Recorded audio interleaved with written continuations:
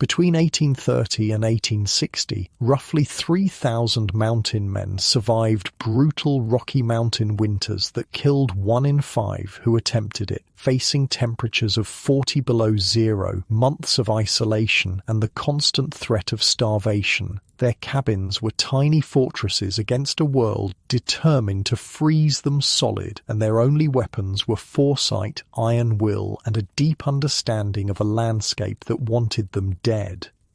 Here's what it was really like to survive a frozen winter in the heart of the Rockies.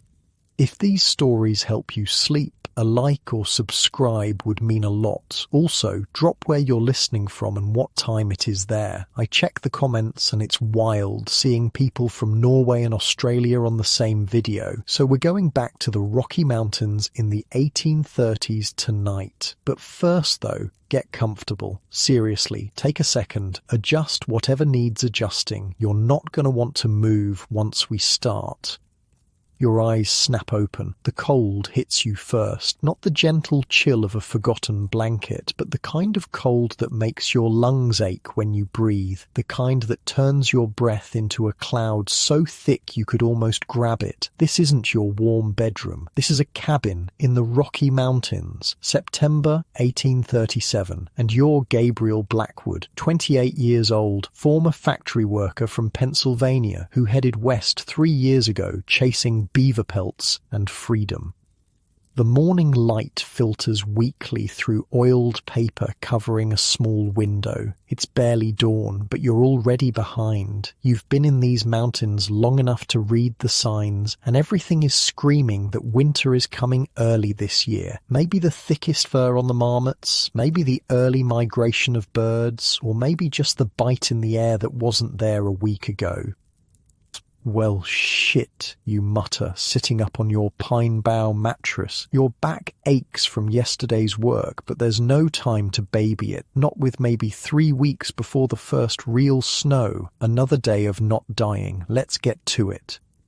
The rough-hewn log walls of your cabin are sturdy enough, but they won't mean a damn thing without preparation. You've seen what happens to men who don't respect the mountains in winter. You found Johnson last spring, frozen solid in his cabin, woodpile exhausted, body huddled around a cold hearth. You pull on buckskin pants, a wool shirt that hasn't been washed since, honestly, you can't remember. Your moccasins are wearing thin across the soles, another thing to fix before snow flies. The fireplace holds just embers now. You kneel, adding kindling carefully, blowing gently until flames catch. The heat feels miraculous against your stiff fingers. Your stomach growls, but breakfast will have to wait. Daylight is too precious to waste. Outside, the morning air stings your face. The small clearing around your cabin is littered with projects half finished. A woodpile that needs to be tripled, meat drying racks that need to be filled, chinking between logs that needs repair. You grab your axe, testing the edge with your thumb. Not gonna sharpen itself, you mutter, reaching for your whetstone. You're talking to yourself more these days. Not a great sign. Old Jenkins went crazy in his 3rd winter alone, started having conversations with his cooking pot. By spring, he couldn't string together a sentence that made sense. At least I know I'm talking to myself, you say, with a grim smile, working the stone against the axe edge. That's probably a good sign, probably. Now let me take you through a day in late September as Gabriel races against the coming freeze. Imagine standing in a forest of lodgepole pines, each one stretching maybe 80 feet up. Your axe swings in a rhythm now, the steel biting into dead-standing timber with a satisfying chunk. Your back screams at you to stop, but your brain does the math. Every log means another day of survival when the temperature drops to 40 below. 20 days of solid chopping, you wheeze between swings. That's what it takes. 20 days of wood cutting to maybe not freeze to death over 5 months. the pile of logs grows. For every tree you fell, you need to limb it, cut it into manageable lengths, split the bigger pieces, then haul it all back to the cabin. It's the hauling that's killing your back. By midday, your shirt is soaked with sweat despite the cool air, and your hands are forming blisters on top of calluses. You pause, leaning on your axe handle, looking up at the sky. Blue, painfully clear. Mountains like this don't ease you into winter with gentle warnings. They flip a switch. One day it's autumn, the next you're buried in snow, and you're not ready, not even close. The thought of Johnson's frozen corpse drives you back to work. By late afternoon, you've added maybe 2 days' worth of wood to your pile. Not enough, not nearly enough. But your body is done, and there's other work waiting. See, that's the thing about winter preparation. It's not just one task, it's 50 crucial tasks, any one of which, left undone, could kill you. You check your meat situation, 3 rabbits cleaned and drying on racks, a quarter of an elk, the rest traded to a ute hunter for salt and a new knife. Some dried berries gathered over summer, maybe enough for a month, if you stretch it. Got to hunt, you tell a curious squirrel watching from a nearby pine. Don't suppose you'd volunteer as dinner. The squirrel flicks its tail in what seems like deliberate mockery. Your stomach reminds you that you still haven't eaten today. Back at the cabin, you force yourself to take only a small piece of jerky and a handful of dried service berries. The winter ahead demands discipline. As you chew the tough jerky, you check the cabin with a critical eye. The chinking between the logs, a mixture of mud, moss and grass that keeps the wind out, has crumbled in spots. You'll need to repair it before snow flies. The roof seems solid, a mixture of layered bark strips and pine boughs. You spent all of July getting it right, knowing your life would depend on it. The real problem is the door. It doesn't fit tight, and in January, when the wind howls, that gap might as well be a canyon letting all your precious heat escape. One problem at a time, you remind yourself, reaching for your old hammer and some wood scraps. Wait, let me paint you a picture of what's at stake here. In the depths of winter, when the temperature plunges to 40 below, the cold doesn't just hurt, it transforms the world. At that temperature, your spit freezes before it hits the ground. Metal becomes so cold it can tear the skin off your fingers if you touch it barehanded. Your breath freezes in your beard or on your eyelashes, creating ice crystals that can actually freeze your eyes shut if you're not careful. And it's not just the cold, it's the isolation, the knowledge that the nearest settlement is 70 miles away across mountain terrain. If you break your leg, you die. If you run out of food, you die. If your fire goes out in February and you can't restart it, you'll be frozen solid by morning. All right, door first, then more wood tomorrow, you decide, measuring the gap with your fingers. As sunset approaches, you've improved the door fit with some careful planing and added strips of buckskin around the edges to better seal it. Your back is a solid mass of pain, your hands raw despite their calluses. Inside, you build up the fire against the evening chill and finally allow yourself a proper meal. Elk meat sliced thin and fried in its own fat with the last of some wild onions you gathered weeks ago. The grease on your fingers feels like a luxury. The fire throws your shadow against the cabin wall as night falls. This is when the doubts creep in, when you question if you made the right choice coming out here alone. 3 years ago, you left a job at a Philadelphia factory, tired of the foreman's shouting, the endless hours, the grimy air. Out here you're free, no one to answer to, but freedom has sharp teeth. Stop it, you tell yourself, poking at the fire. Plenty of men survive the winters. If idiots like Carson and Jenkins can do it, so can you. Here's what most people don't understand about surviving in the mountains. It's not just the big things like shelter and food that keep you alive. It's 1,000 small skills.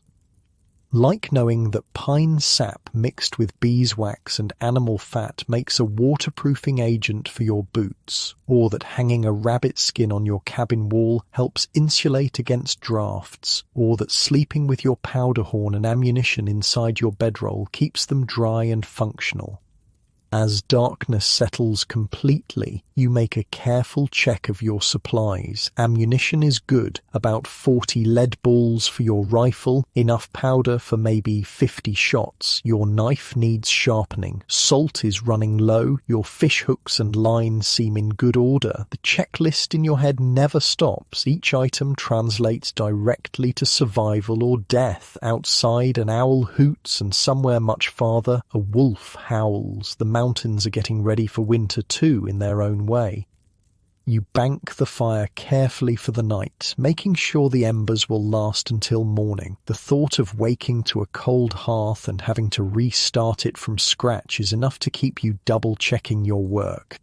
Finally, exhausted, you lie back on your pine bough mattress, pulling deer hides and your one precious wool blanket over you. Despite the aches in your muscles and the endless worry about winter, there's a strange peace here. Above the cabin, through the small smoke hole in the roof, you can see stars more brilliant than any city dweller could imagine. For a moment, the beauty almost makes the danger worthwhile.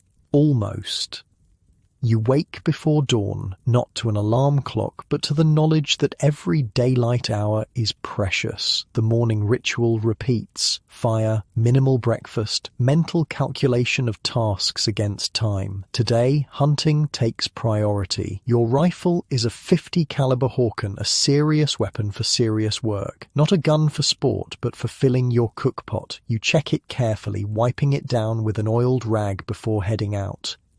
The forest feels different in autumn, quieter, as if the animals know what's coming and are making their own preparations. I just need one deer, you whisper to yourself. Just one good-sized buck to get me through till December. Hunting isn't like most people imagine. It's not about stealth and quick reflexes, though those help. It's about patience, understanding the patterns of animals, knowing where they feed, where they water, how they move through the terrain. You settle into a spot overlooking a small meadow where you've seen deer browsing before, and you wait. Hours pass, the sun climbs, your legs cramp, you ignore it. Finally, movement at the meadow's edge, a young buck, maybe a 2-pointer. Not ideal, but better than nothing. You raise your rifle slowly, controlling your breathing the way your father taught you. The rifle's report echoes through the mountains, startling birds into flight. The buck drops. Clean shot.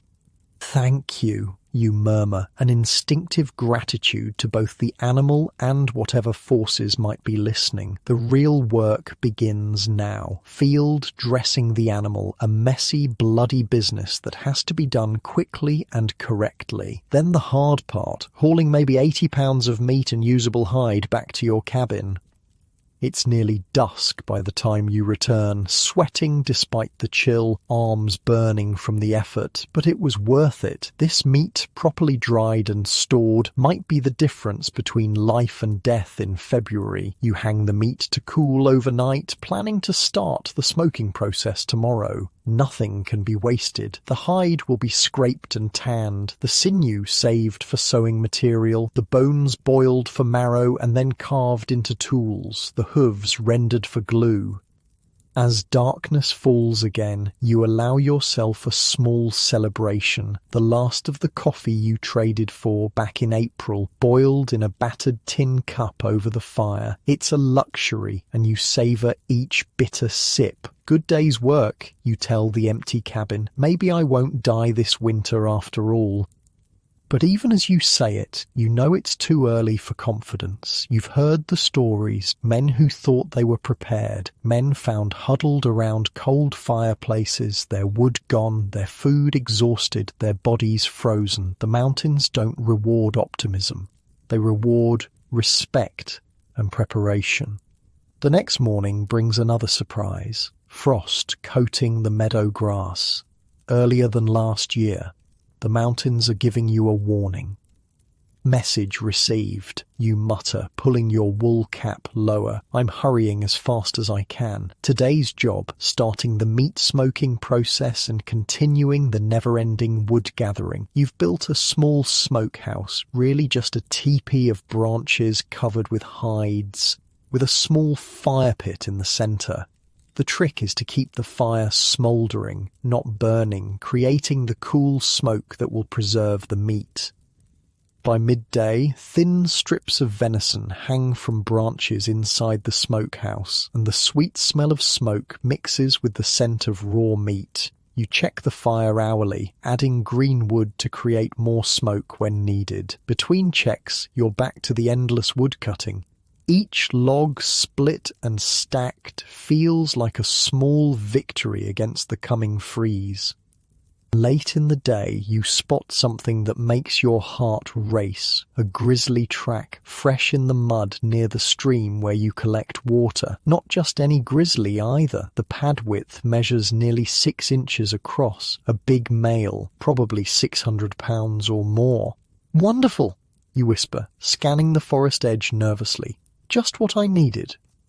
Bears are entering hyperphagia now, the period before hibernation when they eat constantly to build fat reserves. A smoking meat cache might as well be a dinner invitation. That night you clean your rifle with extra care and keep it loaded beside your bed. Sleep comes fitfully interrupted by every crack of branches or whisper of wind. Morning brings no new bear signs, but your neck aches from tension. Still, the work doesn't stop. It never stops. Today's focus, chinking the cabin. You gather moss from the north sides of trees, mix it with mud from the stream bank, and work it into the gaps between logs. It's tedious, painstaking work, but when January winds hit, you'll be grateful for every filled crack. As you work, you talk to yourself, telling stories from your childhood in Pennsylvania, reciting half-remembered poems, anything to fill the silence.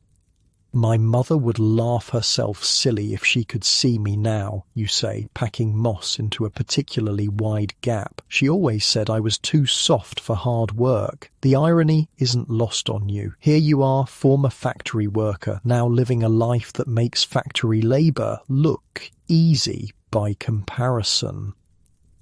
By sunset, you've finished maybe half the cabin's exterior. Your hands are raw from the rough wood and cold mud, but the improvement is already noticeable, less breeze finding its way inside. That night, you dream of Philadelphia, of crowded streets and shop windows, of conversations that aren't with yourself. You wake feeling oddly homesick for a life you chose to leave, but there's no time for nostalgia. The calendar in your head keeps ticking. Winter is coming, and you're in a race you can't afford to lose. The next few days blur together in an endless cycle of wood cutting, meat smoking, cabin repairs. Your body adapts, finding reserves of strength you didn't know you had. A week passes, then another. October arrives with the first snow flurry, just a brief squall that dusts the ground and melts by noon. But it's another warning. Your woodpile has grown impressive, a stack nearly as tall as you and twice as long as your cabin. Still not enough, but better. The deer meat is fully smoked now, stored carefully inside the cabin along with your other food reserves. You've been lucky enough to add 3 rabbits and a wild turkey to your stores. Might actually make it, you allow yourself to think one evening, looking over your work of the past weeks. The cabin is tighter, the woodpile substantial, the food cache respectable. That night you sleep deeply for the first time in weeks, the exhaustion of constant labor finally catching up. You wake to silence, the kind of muffled quiet that only comes with heavy snow. Opening your cabin door reveals a transformed world. 6 inches of snow cover everything, with more falling. The real storm has arrived earlier than anyone could have predicted. For a moment, panic rises in your throat. Are you ready? Have you done enough? But then you take a breath. This is what you prepared for. This is what all the labor was building toward. You close the door against the snow and build up your fire. Outside, winter has arrived in the high country. The real test is just beginning, and as the snow continues to fall, transforming the mountains into a white wilderness, you can't help but smile at the challenge ahead. "All right, then," you whisper to the flames. "Let's see what you've got." The snow doesn't stop for 3 days. When it finally ends, Gabriel steps outside to a world transformed. The familiar landscape has vanished under nearly 2 feet of white. His woodpile, thankfully covered with pine boughs, stands as a dark island in a sea of white. The sky above is a blue so intense it almost hurts to look at it. "Well," he says, his breath clouding around his face, "guess autumn's officially cancelled." The temperature has plummeted. Even with the sun shining brilliantly, it can't be more than 10 degrees, the kind of cold that makes your nose hairs freeze when you inhale. Gabriel trudges through the snow to check his meat storage. Everything looks secure. He breaks the thin layer of ice in his water bucket with his fist. Water will be a constant problem now. The stream is already freezing over, and soon he'll be melting snow for every drop. Back inside, the cabin feels almost warm compared to the biting cold outside. The contrast makes Gabriel suddenly appreciate his weeks of labour. The chinking job he'd done, while not perfect, has sealed most of the gaps. The pile of firewood, while still not as large as he'd like, represents hundreds of hours of sweat and strain. "Could have been caught with my pants down," he mutters, glancing at the snow visible through the small window. Like Anderson last year. Anderson had been found when the spring thaw came, his body curled around his last stick of firewood, frozen solid for probably 2 months by the time anyone found him. He'd underestimated the winter, thought he could get by with less preparation. The mountains had proven him wrong. Gabriel shivers, but not from cold. There's something deeply unsettling about knowing the exact shape your death might take. "Not me," he says firmly. "Not this year anyway." With the first major snowfall, life changes completely. Where before every waking moment was focused on preparation, now existence centers entirely around one thing: the fire. The small stone fireplace becomes the absolute heart of Gabriel's world. Every 4 hours, day and night, he needs to add more wood. Banking the coals just right before sleeping becomes an art form. Too much wood, and he might burn through his supply too quickly. Too little, and he could wake to a dead hearth and temperatures inside the cabin dropping to lethal levels. Today, 1 week into winter's grip, Gabriel has established a routine. He wakes before dawn, the cold having penetrated his blankets enough to pull him from sleep. The cabin interior is frosted, his breath visible, the water in his bucket crusted with ice. The fire has died down to coals overnight. He kneels before it, his joints stiff, adding kindling with careful, practiced movements. Thin pieces first, arranged just so, then progressively larger splits as the flames take hold. "There you go," he whispers, as if encouraging a child taking its first steps. "That's it." The flames catch, and relief washes through him. Each morning, that first fire lighting feels like a small victory against the wilderness. Once the fire is established, Gabriel melts snow for water. The process is tediously slow. A small iron pot hangs on a hook over the flames, and it takes nearly an hour to get enough water for drinking and basic washing. Breakfast is a sliver of smoked venison and a handful of dried berries. He eats slowly, making each bite last. Food is no longer just sustenance, it's a calendar marking how long he might survive. "Gotta be smart about this," he tells himself, carefully wrapping the remaining venison in a cloth. February Gabriel will thank October Gabriel for not being a greedy bastard. After eating, Gabriel checks his traps. He sets several within shouting distance of the cabin, not far enough to risk getting lost in a sudden squall, but far enough that rabbits or grouse might blunder into them. Today, like the past 3 days, they're empty. Typical, he mutters, kicking at the snow. Animals get scarce right when you need 'em most.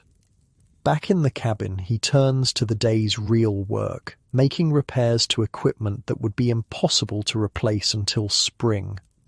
His moccasins are laid out on his small table. The left one has a seam that's started to give way. With sinew thread and a bone needle, he stitches it closed, his large hands working with surprising delicacy. Ma would be shocked, he chuckles to himself. Never could get me to help with mending back home.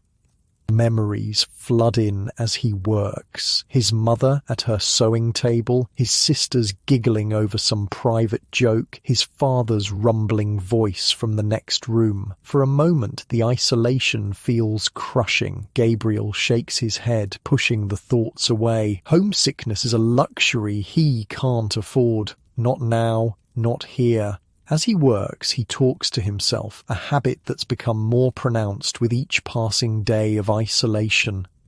Should check the snowshoes next. Webbing's looking worn on the right one, and the fishing line needs new hooks. If the ice gets thick enough on the lake, might try ice fishing in a couple weeks. His voice, bouncing back from the log walls, is the only human sound for 50 miles in any direction. By midday, the fire needs substantial feeding. Gabriel selects logs carefully from his stack, mentally calculating how long his supply might last if the winter stretches into April or even May, as it sometimes does at this elevation. The wood makes a satisfying chunk as he drops it onto the coals. Sparks swirl up the chimney. "You know," he says to the flames, "back in Philadelphia, I paid a landlord $15 a month for a room with a fireplace that smoked constantly. Here I am, building my own fires in my own cabin, and I don't owe a damn penny to anyone."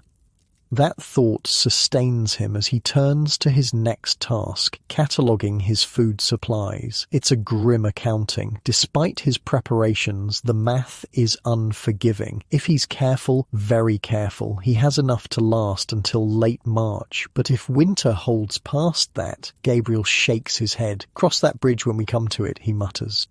By mid-afternoon, cabin fever starts to set in. The walls, initially a welcome shelter from the cold, begin to feel like a prison. The silence, normally peaceful, takes on a suffocating quality. Need to get outside, even if it's just for a minute, Gabriel decides. He bundles up in layers. Wool, shirt, buckskin jacket. His one pair of mittens, the fur cap he made from a fox pelt last winter. The preparation to go outside takes nearly 15 minutes. The cold hits him like a slap when he opens the door. It must be below zero now, the sun already sinking, though it's barely 3 in the afternoon. Winter days are brutally short this high in the mountains. Gabriel forces himself to walk a circuit around the cabin, checking for any damage from the snow. The roof is holding well, though icicles like daggers hang from the eaves. He knocks them down methodically. One falling on someone's head could cause a serious injury. And up here, there's no doctor to stitch you up. "Not bad," he says, surveying his small domain. "Could be worse." As he's about to go back inside, movement catches his eye. About 50 yards away, near the edge of the clearing, a young mule deer is pouring through the snow, looking for anything edible beneath. Gabriel freezes. Fresh meat would be an incredible windfall. Slowly, painfully slowly, he backs toward the cabin door. His rifle is just inside. If he moves fast enough, the deer raises its head, ears twitching. It's now or never.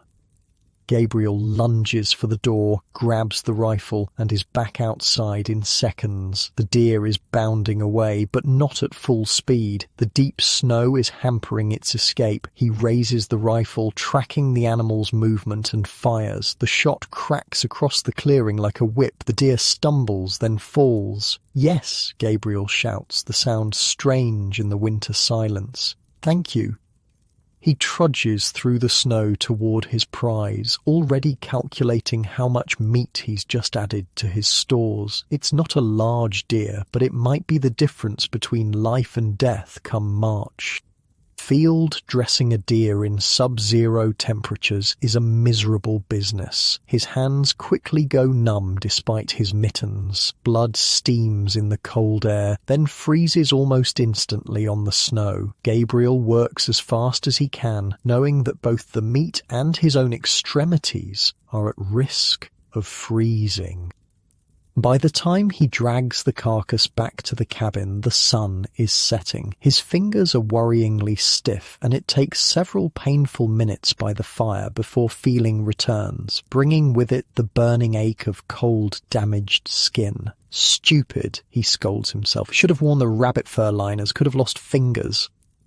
But the pain seems a small price for the bounty. The deer carcass, now hanging from his cabin's rafters, represents security. With careful rationing, this might push his supplies into April. As night falls fully, Gabriel allows himself a slightly larger dinner than usual to celebrate. A few extra strips of jerky and even a small handful of the precious dried apples he'd traded for last summer.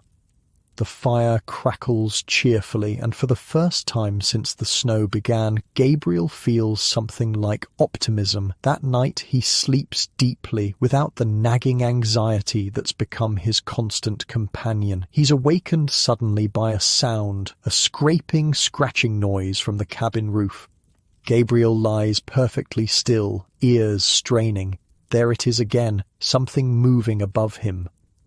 His rifle is propped against the wall beside his bed. He reaches for it silently, heart pounding. Bears should be hibernating by now, but not all go down for winter at the same time, and a hungry grizzly looking for one last meal before sleeping would find the scent of fresh deer meat irresistible. The scratching continues. It doesn't sound heavy enough for a bear, maybe a marten or a wolverine drawn by the deer scent. Whatever it is, Gabriel can't risk damage to his roof or loss of the deer meat. He slips from beneath his blankets, the cold air hitting him like a wave, and moves cautiously toward the cabin door, rifle ready. Outside, the night is crystal clear, stars blazing against the black sky. The temperature must be 20 below zero. His breath freezes instantly in his beard as he scans the cabin roof. There, a dark shape against the snow. Not a bear, thank God. A wolverine, stocky and powerful, clawing at the chimney area where the smoke carries the scent of meat. Gabriel raises his rifle. Wolverines are known to be ferocious, capable of driving off animals many times their size. Best not to take chances. The shot cracks through the night. The wolverine tumbles from the roof into the snow. "Sorry, friend," Gabriel says, approaching the fallen animal cautiously. "Can't share my supplies." An unexpected bonus. Wolverine fur is excellent, dense and frost-resistant. The pelt will make a good addition to his winter gear, but standing outside in nothing but his wool shirt and pants, Gabriel is already shaking violently from the cold. He grabs the wolverine by its thick tail and drags it toward the cabin door. Inside, it takes nearly half an hour huddled by the fire before his body stops shaking. The experience is a sharp reminder of how quickly the winter cold can kill. Or note to self, he mutters through chattering teeth. Don't go outside half-dressed, idiot. The wolverine carcass lies near the door. In the morning, he'll skin it and stretch the hide. Nothing goes to waste up here. As Gabriel finally warms enough to return to bed, he realizes he's facing another challenge. His firewood is disappearing faster than he'd calculated. Between needing to keep the cabin extra warm for processing the deer meat and the temperature dropping lower than he'd anticipated, he's burning through his supply at an alarming rate. "Damn it," he whispers, looking at the diminished pile. If the winter is as long as last year's, he might run out by early March. Sleep comes fitfully now, worry gnawing at his mind. Morning brings another challenge. While skinning the wolverine, the knife slips on the frozen hide and Gabriel gashes his left hand between thumb and forefinger. "Son of a bitch," he hisses, dropping the knife and clutching his hand. Blood wells immediately, dripping onto the cabin floor. Injury in the wilderness is always serious, but winter injuries can be fatal. Infection without medicine, incapacitation without help nearby, either could be a death sentence. Gabriel packs snow against the wound to slow the bleeding, then rummages one-handed through his small collection of medical supplies. He has some whiskey, traded for at enormous cost specifically for wound cleaning, and a few scraps of relatively clean cloth for bandaging. Gritting his teeth, he pours whiskey over the cut. The pain is immediate and blinding. He swears steadily for nearly a minute, using words that would have earned him a mouthful of soap back home. All right," he gasps when the initial agony subsides. "Not too deep. Probably won't need stitches." He wraps the hand tightly with cloth strips, trying to keep it clean, but he knows the real problem is just beginning. With his left hand injured, every task becomes twice as difficult, and he can't afford to rest. The deer meat needs to be cut into strips for smoking and drying. The wolverine pelt needs scraping and stretching. Wood needs to be brought in. Snow needs to be melted for water, and all of it must be done with essentially one good hand. "No choice," Gabriel tells himself firmly. "Just slower, that's all." The day passes in a blur of pain and awkward, one-handed labor. By sunset, Gabriel is exhausted, his bandage soaked through with blood and his right arm aching from doing the work of two. He changes the bandage, noting with relief that the bleeding has slowed and the wound's edges look clean. No sign of infection yet. He can only hope it stays that way. That night, the temperature drops even further. The walls of the cabin crack and pop with cold. Despite the fire, frost forms on the inside walls, and Gabriel's water bucket freezes solid. He wakes every few hours to feed the fire, each time finding the cabin colder than before. By dawn, it's clear this is no ordinary cold snap. This is the kind of killing cold the old-timers warned him about. Outside, the thermometer he'd traded for in St. Louis reads 38 degrees below zero, and that's not counting wind chill. "Christ," he whispers, staring at the mercury. At this temperature, exposed skin can freeze in under a minute. If the fire were to go out... Gabriel looks at his woodpile with new anxiety. He'd thought he had enough. Now he's not so sure. One day at a time, he reminds himself. Get through today. Tomorrow will take care of itself. But as he turns to go back inside, a sound stops him. A long, low howl from the forest edge, then another, closer. Wolves. They've scented the deer meat, and in weather this cold, with game scarce, they'll be desperate. Gabriel hurries back into the cabin, making sure the door is securely latched. His injured hand throbs as he reaches for his rifle, checking that it's loaded.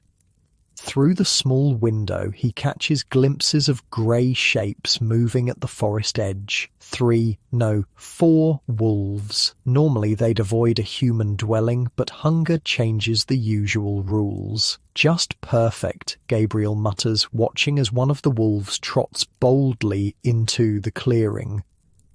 As if I didn't have enough problems. The wolf stops, nose raised, testing the air. It's a big male, lean and powerful even in the depths of winter. It stares directly at the cabin with unsettling intelligence. Gabriel raises his rifle, using his injured hand to steady it despite the pain. He takes aim through the window. The wolf turns suddenly, as if sensing the threat, and lopes back toward the trees. Gabriel lowers the rifle, exhaling slowly. The wolves haven't left. He can still see shapes moving among the trees, but they're keeping their distance for now. They'll be back, he says grimly, and I can't waste ammunition. This new threat changes his calculations yet again. He'll need to be even more careful about going outside, especially around dawn and dusk when wolves are most active, and he'll need to secure the deer meat better, maybe build a small meat cache up in a tree where the wolves can't reach it. All with an injured hand, dwindling firewood, and temperatures cold enough to kill. Gabriel sits heavily on his single chair, suddenly overwhelmed. There are moments, even for the most experienced mountain men, when the sheer magnitude of the challenge seems too much. This is one of those moments. One problem at a time, he says finally, his voice sounding thin in the cold cabin. Just take it one problem at a time. He stands, wincing as his injured hand throbs and moves to the fire. First things first, keep warm, then deal with the meat, then figure out the wolves, then worry about firewood, one problem at a time. It's the only way to survive. As he stacks wood on the fire, Gabriel can't help but laugh darkly at his situation. And to think I left Philadelphia because factory work was too demanding, he says to the flames. Bet that foreman isn't worried about wolves eating him right now.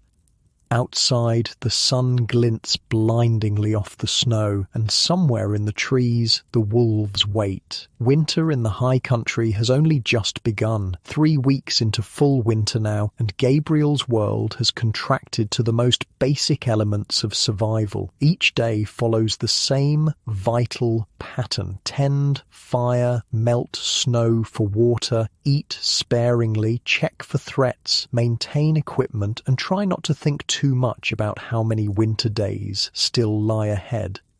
His injured hand is healing, though the cold makes the process painfully slow. The wolves have become a regular presence, appearing at dawn and dusk to test his defences. So far they've kept their distance, but Gabriel knows hunger will eventually make them bolder. Today dawns brutally cold again, the thermometer showing 26 below zero. Gabriel's beard, now full and untrimmed, freezes solid with his first breath outside. He's checking his small meat cache, built on a platform 10 feet up a pine tree near the cabin. High enough to keep it from wolves, but close enough that he doesn't risk getting lost in a sudden squall. The meat is secure, freezing solid in the intense cold. Gabriel nods with satisfaction. At least something is going right. As he turns to head back to the cabin, movement catches his eye at the forest edge. Not a wolf this time, a man on snowshoes, moving slowly through the deep snow. Gabriel stares in disbelief. Another human being, after weeks of solitude, seems almost like a hallucination. He raises his arm in greeting, his heart suddenly racing with the simple joy of seeing another person. The figure waves back and alters course toward the cabin. As the stranger gets closer, Gabriel recognizes him, Jim Bridger, one of the most experienced mountain men in the Rockies. They'd met briefly at the summer rendezvous, trading stories over whiskey. Bridger, Gabriel calls, his voice cracking from disuse. "Welcome." Bridger approaches, his face barely visible between a fur hat and a massive beard crusted with ice. He's pulling a small sled loaded with supplies. "Blackwood," Bridger nods in greeting. "Thought that might be your smoke. Glad to see you're still among the living." The simple exchange feels monumental after so much isolation. Gabriel finds himself grinning foolishly. "Come in," he says, gesturing toward the cabin. "Fire's going."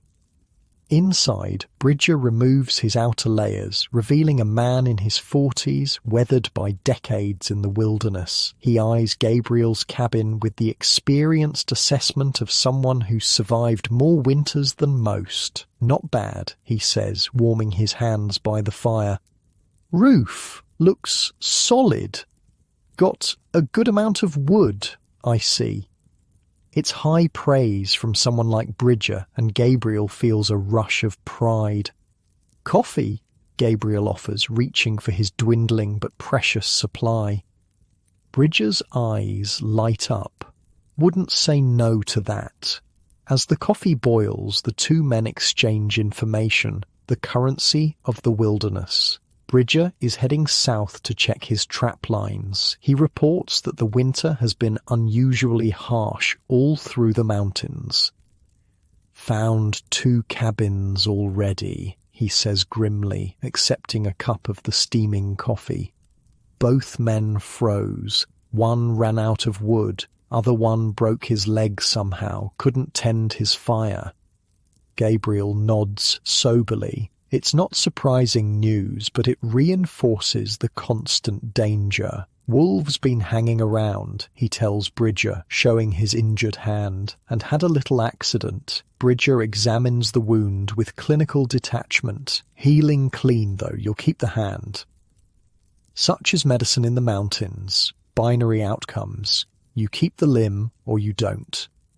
They talk for hours, sharing information about game movements, weather patterns, other trappers in the region. For Gabriel, it's like water to a man dying of thirst, human connection after weeks of isolation. When Bridger finally prepares to leave, he reaches into his pack and pulls out a newspaper. "From St. Louis," he says, handing it to Gabriel. "August edition. Already read it 3 times, so you keep it." It's a priceless gift. New words, new ideas, news from the outside world. Gabriel accepts it reverently. "Safe travels," he says, as Bridger heads back into the snow. "See you at spring rendezvous." Bridger nods. They both know it's as much hope as prediction. Winter claims many before spring arrives. As Gabriel watches Bridger disappear into the trees, the wolves howl from somewhere to the north. The brief connection with humanity already feels like a dream.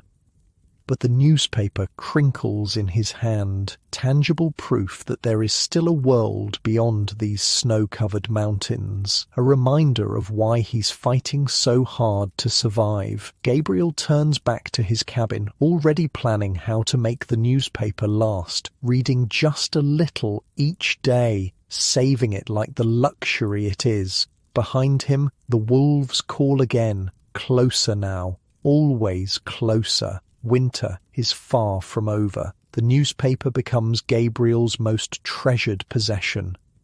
Each night, by the flickering light of the fire, he reads just a small section, savouring the words like a fine meal, making them last. The St. Louis Gazette, August 18th, 1837. The pages are already worn from Bridger's readings, but to Gabriel they're as precious as gold. Tonight, he reads about political tensions in Washington, President Van Buren facing criticism over financial policies. In another world, another life, he might have had opinions about this. Now, it's simply a window into a reality that seems impossibly distant.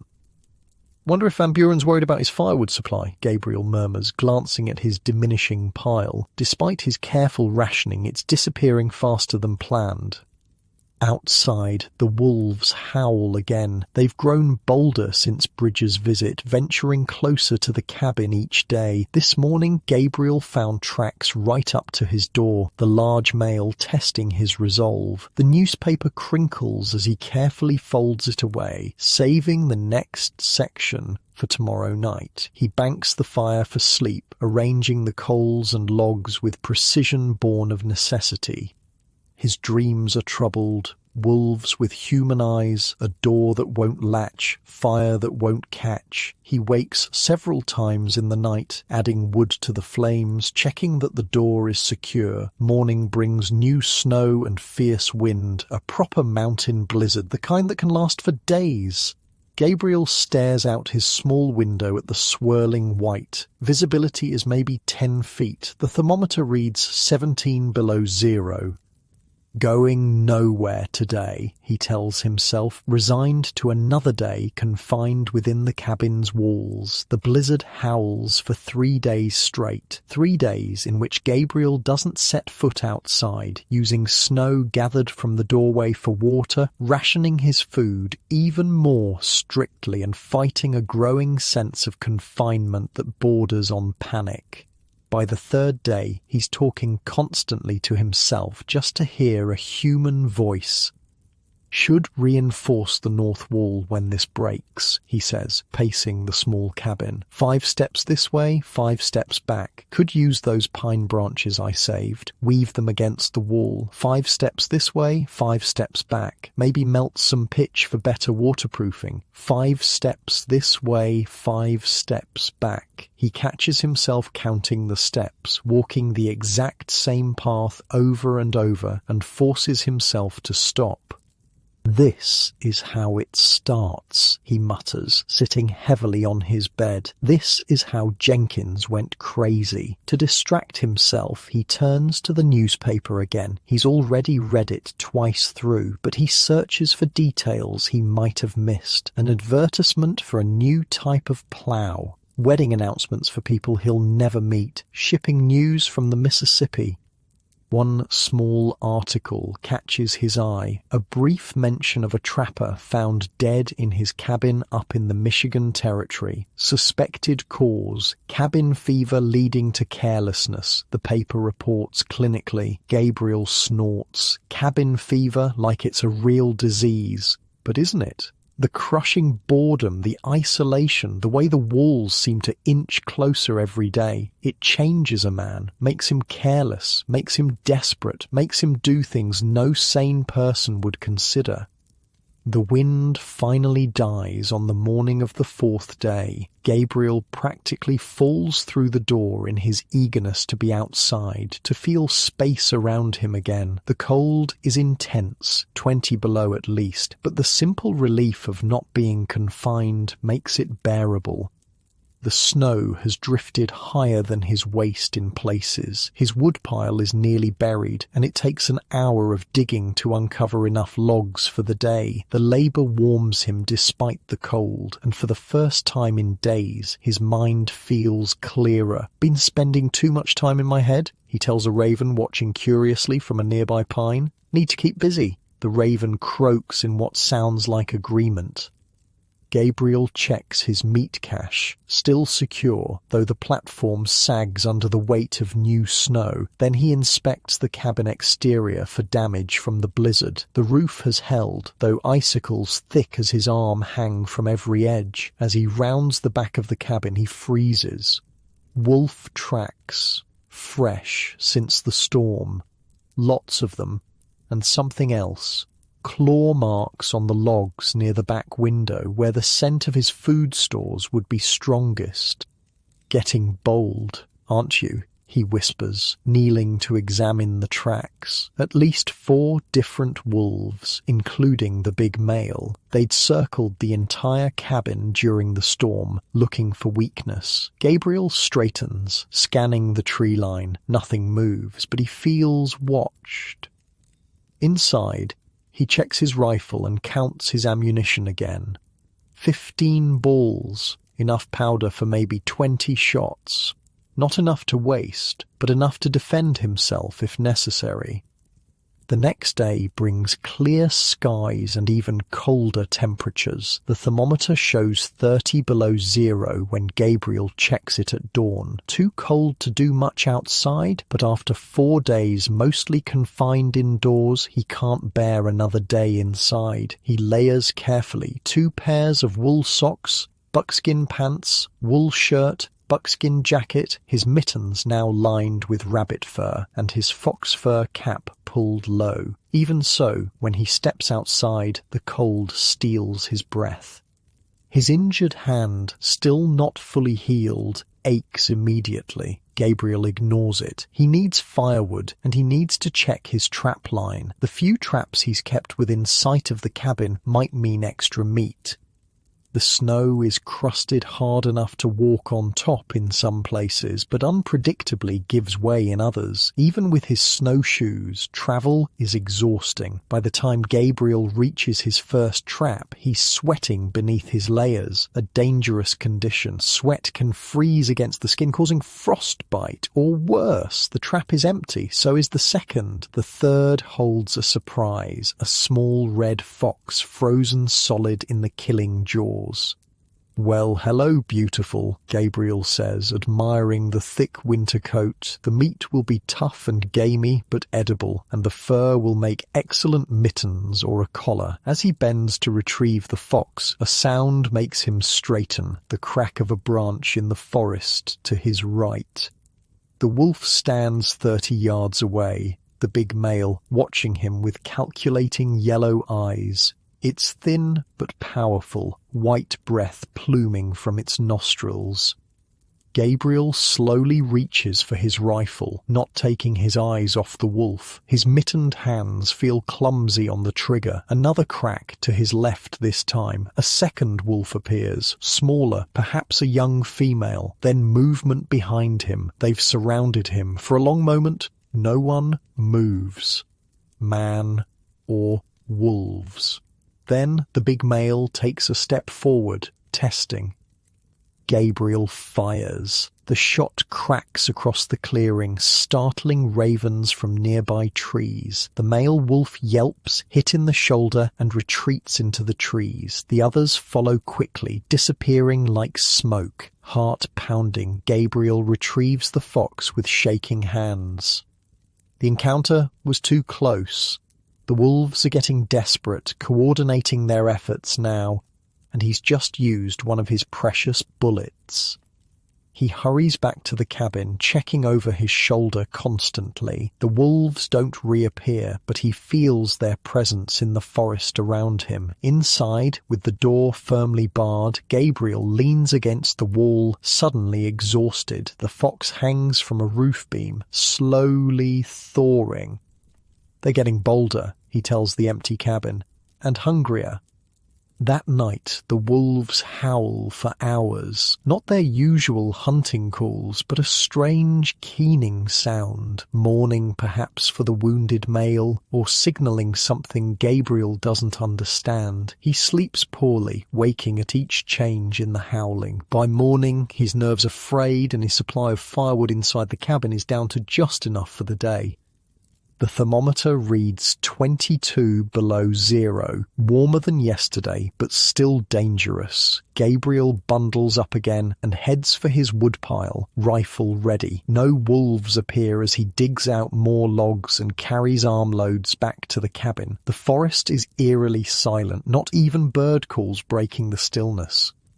By midday, Gabriel has restocked his indoor wood supply and skinned the fox. The pelt is prime, thick and unmarked. The meat simmers in his small pot, filling the cabin with a gamey smell that turns his stomach slightly. But meat is meat, and he can't afford to be picky. As he works, he realizes he's been in the mountains for nearly 4 years now, and yet there's still so much he doesn't know, still so many ways to die out here. The old mountain man that first showed him trapping, what was his name? Mitchell, had said something that seemed like a joke at the time. The Rockies let you live just long enough to learn all the ways they can kill you. Doesn't seem like a joke anymore. Evening brings another wolf visit. Not an attack, but a message. Gabriel finds it when he steps out to check the thermometer before dark, a freshly killed rabbit placed deliberately on the path to his door. He stares at it, understanding slowly dawning. The wolves have brought him food, a peace offering, a trade, or something more complex. Gabriel has heard stories of wolves and men reaching understandings in the deep wilderness, but he dismissed them as tall tales told around rendezvous campfires. He looks toward the forest edge. Nothing moves, but he knows they're watching. After a moment's thought, Gabriel picks up the rabbit. It's still warm. He walks to the edge of the clearing and places the fox meat, what he hasn't eaten, on a fallen log. A fair trade. We understand each other, he says to the unseen watchers. You stay away from me and my food. I'll stay away from you. Back inside, he bars the door and adds wood to the fire. The rabbit will make a better meal than the fox meat, and he's thankful for it, strange as the gift might be. That night, no wolves howl. The silence is almost more unsettling than their calls had been. December slides into January. Gabriel marks the new year by reading the last section of the newspaper for the 12th time. The days blur together, each one a repetition of the same survival tasks. Tend fire, melt snow, eat sparingly, repair equipment, maintain shelter. What keeps him sane, he discovers, is creating projects. Today, he's using the fox fur to line his mittens, carefully cutting and stitching by the light of the fire. Yesterday, he carved a new set of buttons from deer antler. Tomorrow, perhaps he'll work on his idea for a better snowshoe binding. The wolves have kept their distance since the strange exchange. Occasionally, Gabriel finds a rabbit or squirrel left near the cabin. Each time, he leaves something in return. Scraps of fat, bones with marrow, once even a carefully drawn picture on birch bark of a wolf rendered in charcoal. He's begun to recognize individuals in the pack. The big male, now recovered from the bullet wound, he calls silver for the frosting of grey on his muzzle. The younger female is notch for the distinctive mark in her ear. There are 5 wolves in total that he's observed. Never thought I'd be on gift-giving terms with wolves, he tells the fire one evening. Ma would think I've gone completely mad.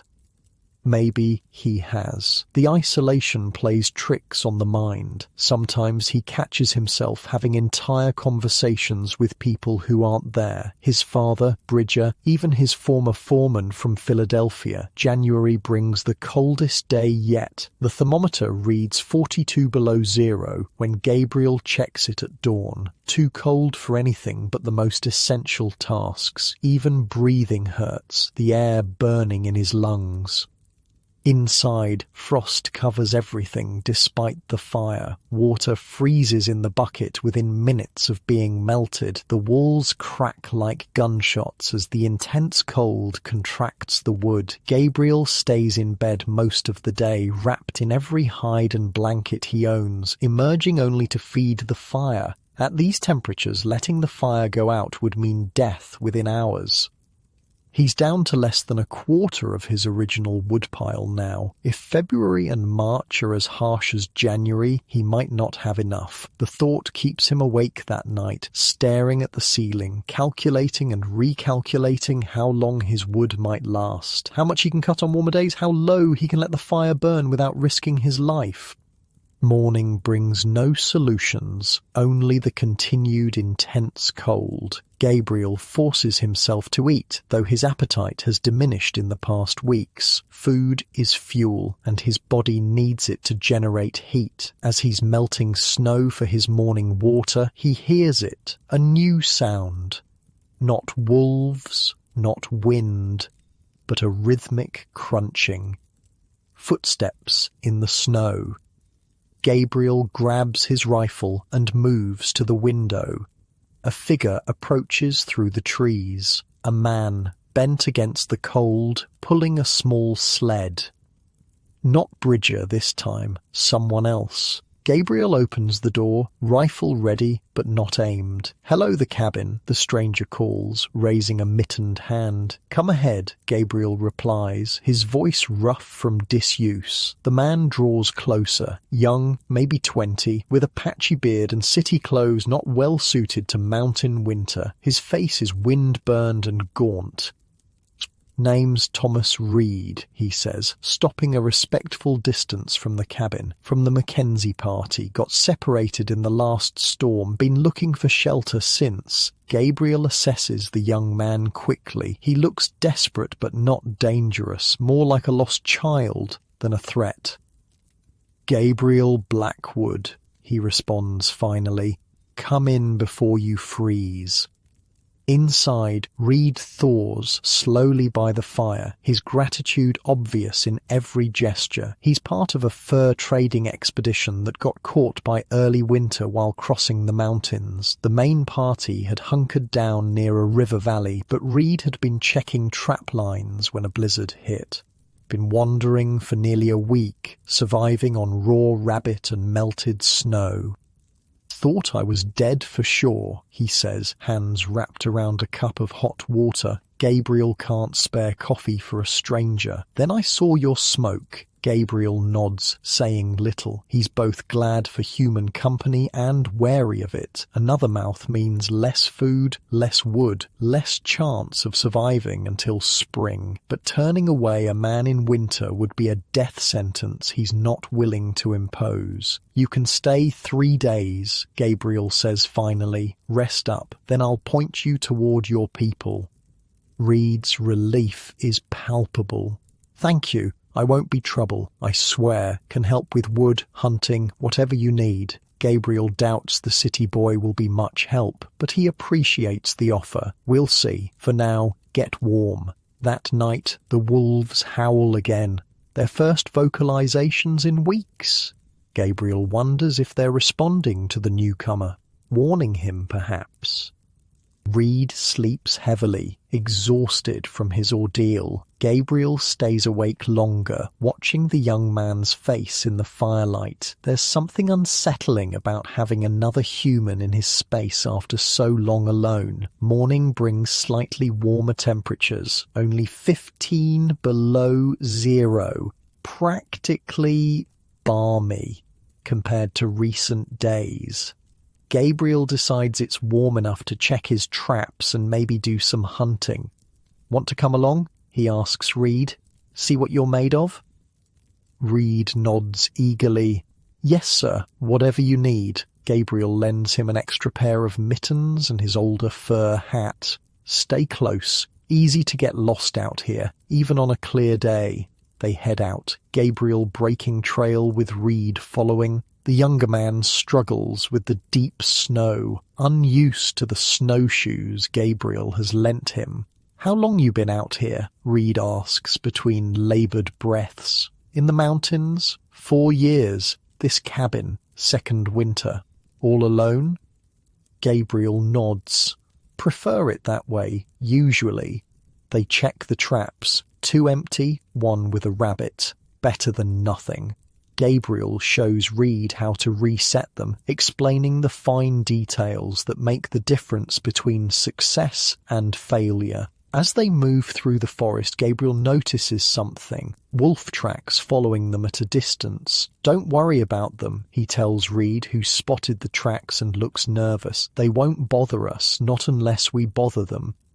"You sure?" Reed asks, glancing around. "Heard wolves get desperate in winter, attack anything." Gabriel shakes his head. "We have an understanding, the wolves and me." Reed looks at him strangely, clearly wondering if isolation has affected Gabriel's mind. Maybe it has.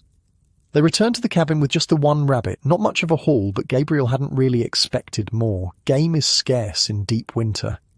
As they approach the cabin, Gabriel spots something on the path. Another gift from the wolves. A grouse this time, freshly killed. Reed stares in disbelief as Gabriel picks it up. Did the wolves leave that?" Gabriel nods. "Told you. We have an understanding."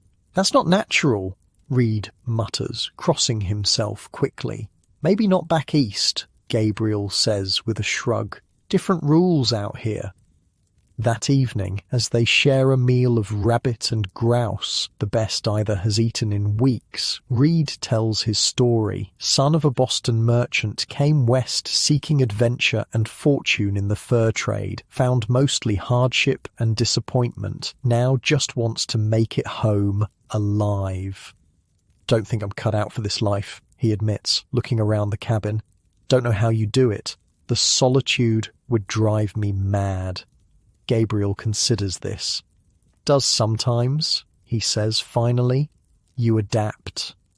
"Or still," Reed says, shaking his head. "Being alone out here, it's not natural. Humans need other humans." Gabriel isn't so sure anymore. After nearly 4 years in the mountains, he finds most human company exhausting. Too many words, too many expectations, too many complications.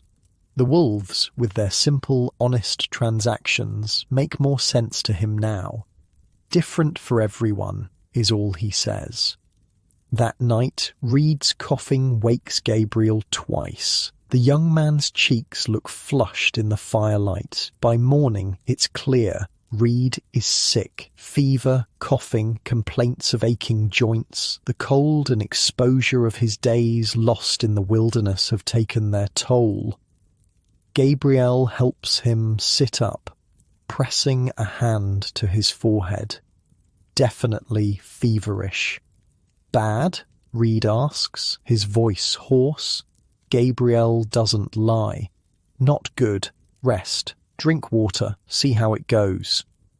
But he knows how these things tend to go in winter, with no medicine beyond willow bark tea for fever and no doctor within 100 miles. If it's just exhaustion and cold, Reed might recover. If it's something worse, lung fever or influenza, his chances are slim.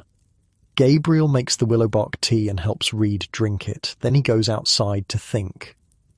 A sick man in his cabin in the depths of winter, it complicates everything, increases the risk, uses precious resources, and if Reed dies, what then? The wolf he calls Silver appears at the edge of the clearing, watching him with those intelligent yellow eyes. Gabriel stares back, wondering what the wolf would do in his situation. The answer comes easily. A wolf would protect its pack, ensure the survival of the whole over the one. But Gabriel isn't a wolf. Not yet, anyway.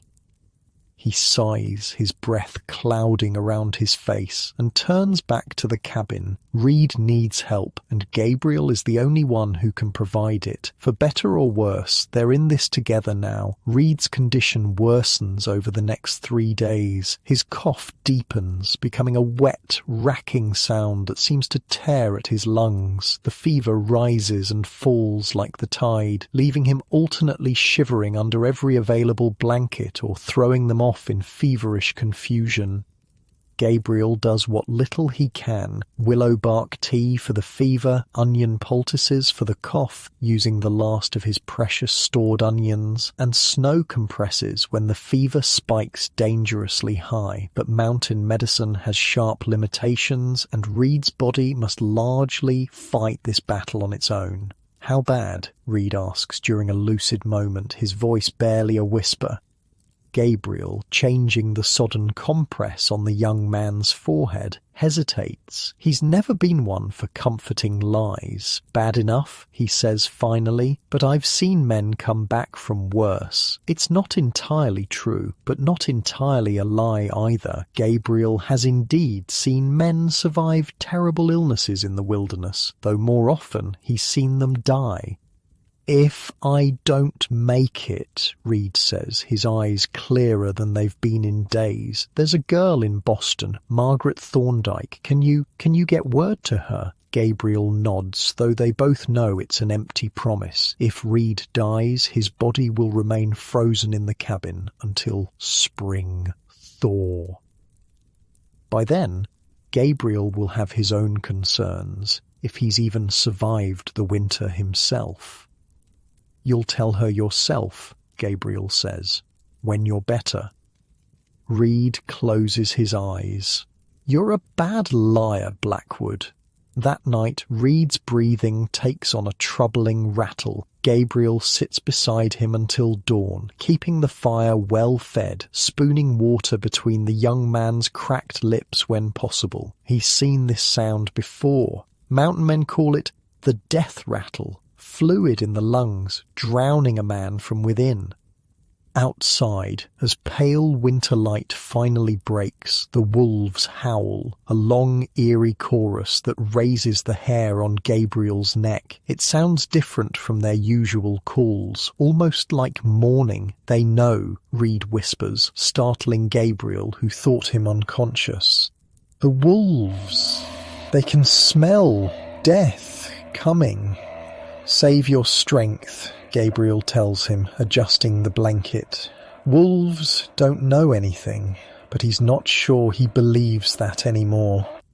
By midday, Reed slips into unconsciousness, his breathing shallow and irregular. Gabriel checks his own dwindling supplies. The firewood situation is becoming desperate. He's down to perhaps 3 weeks' worth if he's extremely careful, and the winter might last 2 more months. And now he's burning extra to keep the cabin warmer for Reed. The math is inescapable. Hard choices loom ahead. Gabriel bundles up and steps outside, needing space to think. The cold hits him like a physical blow. It must be 30 below again. Too cold for prolonged activity, but he forces himself to make a circuit of the cabin, checking for any new animal signs. Wolf tracks circle the entire clearing, as they do most mornings now. Gabriel has grown used to their presence, even comforted by it in a strange way. At least they're predictable in their intentions, unlike humans. As he rounds the cabin, Gabriel notices something new, a small cairn of stones at the edge of the clearing, just visible above the snow. He approaches cautiously, rifle ready, though it's clearly not an animal threat. The stones are deliberately placed, forming a small monument about 2 feet high. On top rests a freshly killed rabbit. Gabriel stares at it, uncomprehending. The wolves leave food sometimes, yes, but not like this. This is human. A sound behind him makes him spin, rifle raised. A figure stands at the forest edge, not Reed, who's unconscious in the cabin, but a native man, dressed in furs against the cold. For a long moment they simply look at each other across the clearing. Then the native man raises an empty hand in greeting. Gabriel slowly lowers his rifle and returns the gesture. The man approaches, moving with confidence on snowshoes across the deep drifts. As he gets closer, Gabriel notes his features: middle-aged, face weathered by the elements, eyes alert and assessing. Ute, most likely, based on his clothing and the tribal territories Gabriel knows. "You speak English?" Gabriel asks when the man stops a respectful distance away. The man nods. Some. Traded with whites before. His accent is thick but understandable. "I am Kanosh. Gabriel Blackwood." Kanosh gestures toward the cabin. "2 smokes from your fire. One is dying." It's not a question, but Gabriel nods confirmation. "Lung fever, I think." Kanosh seems unsurprised. Many whites die in winter here, not prepared. He looks pointedly at Gabriel's dwindling wood pile, partially visible beneath its snow covering. Gabriel bristles slightly at the implied criticism, but can't argue with the truth of it. Been a hard winter. Kanosh makes a small sound that might be agreement. "All winter's hard here. Must prepare more." "I did prepare," Gabriel says defensively. "Had a good woodpile. Just not enough." Kanosh finishes for him. He gestures toward the rabbit on the cairn. "For your fire spirit?" Gabriel's confusion must show on his face, because Kanosh continues. "You feed wolves. Spirits watch. Must feed fire spirit too." The absurdity of the situation strikes Gabriel suddenly. Here he is, in the middle of nowhere, having a theological discussion about fire spirits, while a man dies in his cabin and wolves circle his clearing. "Thank you for the rabbit," he says simply, not knowing what else to add. Kanosh studies him for a moment longer. "You have wolf medicine. unusual for white man. Wolf medicine. Wolves speak to you, bring gifts. Kanosh points toward the edge of the clearing where Silver, the big male wolf, has appeared, watching them with those intelligent yellow eyes. This not normal. Gabriel follows his gaze. We have an understanding. Kanosh nods, as if this makes perfect sense. The dying one, his spirit calls them. Reed calls the wolves. When spirit prepares to leave body, wolves can hear. They wait. Kanosh says this matter-of-factly, as if explaining that water freezes in cold temperatures. Gabriel shivers, and not from the cold. Can you help him? The sick man? Kanosh considers this. Perhaps have some medicine. Not always work for white men. Anything would help, Gabriel says, realizing how desperate he sounds. Kanosh nods once. We'll return tomorrow. Bring medicine. He glances again at Gabriel's woodpile, and will show where to find standing dead trees nearby. Good for burning. With that, he turns and heads back toward the forest. At the edge of the clearing, he pauses, looking back at Gabriel. The wolves chose you. This means something. You should listen to them. Before Gabriel can ask what the hell that means, Kanosh disappears among the trees, leaving Gabriel alone with the rabbit, the cairn, and more questions than answers. Back inside, Reed's condition has deteriorated further. His breathing is laboured, each inhale a struggle. His face has taken on a grey pallor that Gabriel recognises all too well. Hang on, Gabriel tells him, though Reed is beyond hearing. Help's coming tomorrow.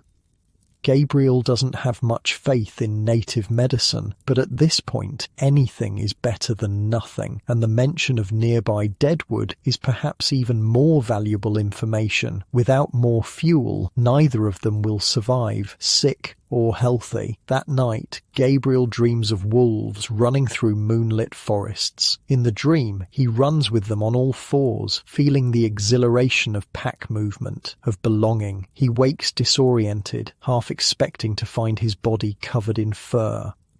Reed's breathing has worsened, coming in short, desperate gasps. Gabriel sits beside him again, feeling utterly helpless. Outside, the wolves howl their haunting chorus. Morning brings Kanosh back as promised, this time with a small bundle of items wrapped in hide and a rough sled loaded with wood.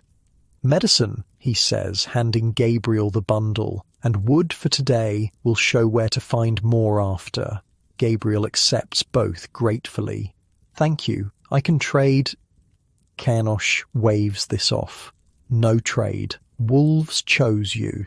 As if this explains everything. Inside, Kanosh examines Reed with clinical detachment. He opens his bundle, revealing a collection of dried plants, powders, and small animal parts Gabriel doesn't recognize. Very sick, Kanosh pronounces. Lung filled with water, spirit halfway gone. He begins preparing a mixture, crushing plants with a small stone, adding powders, mixing with water heated over the fire. The resulting liquid is dark and smells strongly of earth and something bitter. Must drink, Kanosh says, lifting Reed's head. All of it. Getting the mixture down Reed's throat is difficult. He gags and coughs, but Kanosh is persistent and surprisingly gentle. When the liquid is gone, he places something on Reed's chest, a small leather pouch containing who knows what. Medicine works inside, Kanosh explains to Gabriel. This works on spirit. Gabriel nods, not believing but unwilling to object to anything that might help. What now? Wait. Kanosh says simply, 1 day, 2 day, live or die. It's brutally straightforward, but Gabriel appreciates the honesty. Out here, there's little room for false hope. Kanosh stays until midday, then indicates it's time to show Gabriel the deadwood location. They head out together, Gabriel following the older man's confident path through the forest. After about half an hour of walking, far enough that Gabriel would have been hesitant to venture alone given the risk of sudden storms, they reach a stand of lightning-struck pines, perfectly seasoned deadwood, some already fallen, some still standing. "Good wood," Kanosh says, striking one trunk with his axe. The dry sound confirms it's perfect for burning. "Enough for many weeks." Gabriel stares at the bounty before him, feeling a weight lift from his shoulders. With this wood supply, surviving until spring seems possible again. "I would never have found this on my own," he admits. Kanosh just nods. Whites look, but don't see. They work together to load what they can onto Kanosh's sled, Gabriel learning that the older man has a small camp about 2 hours away where he's wintering with 2 other Ute hunters. "Why are you helping me?" Gabriel asks finally, the question that's been nagging at him since Kanosh appeared. Kanosh pauses in his work. "Told you, wolves chose you." What does that mean? Wolves not give gifts to humans, not normal. Kanosh points at Gabriel. "But they give to you. This means you are connected to this place, to them." He gestures broadly at the mountains around them. "You belong now." Gabriel isn't sure what to make of this mystical explanation, but he nods anyway. "Thank you." By the time they return to the cabin, dragging the laden sled between them, the short winter day is already fading. Reed's condition appears unchanged, still unconscious, still breathing those terrible shallow breaths. "We'll return tomorrow," Kanosh says, declining Gabriel's offer to stay the night. "Bring more medicine if needed." After Kanosh leaves, Gabriel stacks the new wood carefully inside the cabin, allowing himself to burn a bit more than usual given the renewed supply. The extra warmth feels like an incredible luxury after weeks of shivering. Reed stirs slightly as evening sets in, his eyes opening briefly, unfocused. "Margaret?" he whispers. "It's Gabriel," he corrects gently. "Rest." Reed's eyes close again. "Cold," he murmurs. "So cold."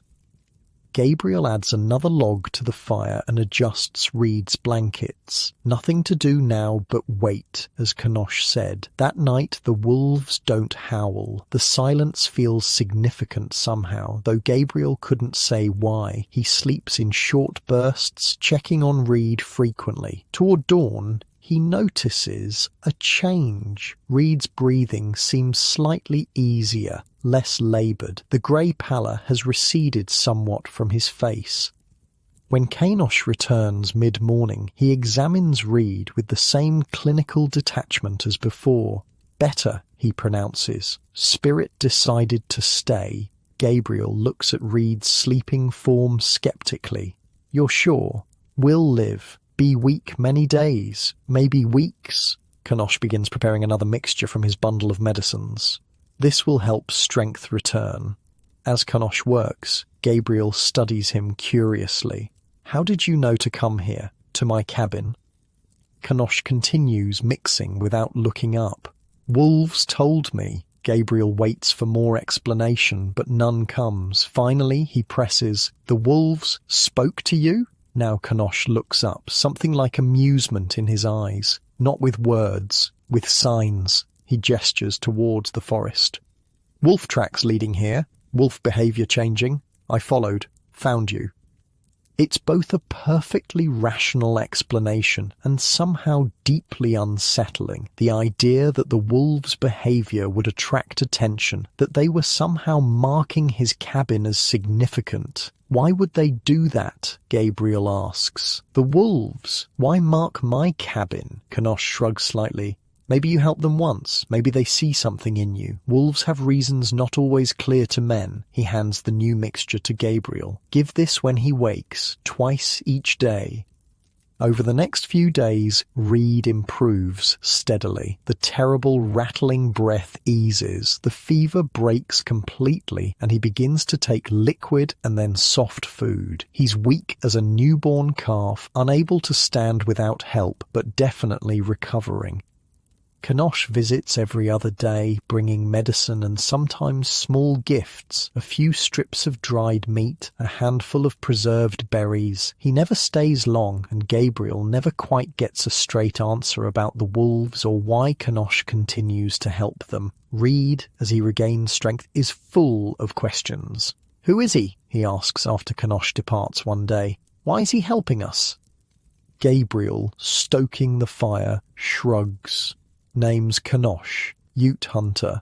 As for why, he relates the strange explanation about wolf medicine and being chosen. Reed listens with wide eyes. "You think that's true? About the wolves choosing you?" Gabriel pokes at the fire, watching sparks rise. "Don't know. They do leave food sometimes. Never heard of that happening before." "Maybe you did something," Reed suggests. "Saved one of them without realizing." Gabriel shakes his head. "Only interaction before this winter was taking shots at them when they got too close to my camp." "Huh?" Reed seems to digest this. "Weird." "Yep." As January crawls toward February, life settles into a new routine. Gabriel makes regular trips to the Deadwood stand, building his supply back to comfortable levels. Reed gains strength slowly, eventually able to move around the cabin and even help with small tasks. The wolves maintain their distance but remain a presence. Gabriel finds their gifts every few days, a rabbit, a grouse, once even a young mule deer dragged to the edge of the clearing, its throat torn out. He continues to leave offerings in return, scraps mostly, but sometimes small objects he's carved or made.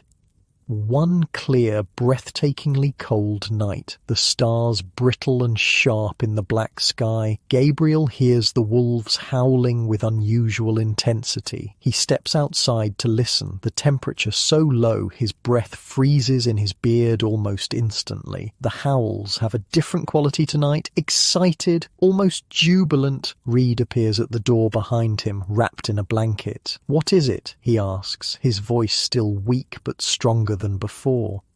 "Don't know," Gabriel admits. "Something's different." They both watch the forest edge, where shadows seem to move between the trees. Then Silver steps into the moonlight, followed by the others. Notch, with her marked ear, a large female Gabriel calls Shadow, and two younger wolves he hasn't named. The pack stands at the forest edge, watching the cabin. Silver throws his head back and howls once more, a long, clear call that seems to hang in the frozen air.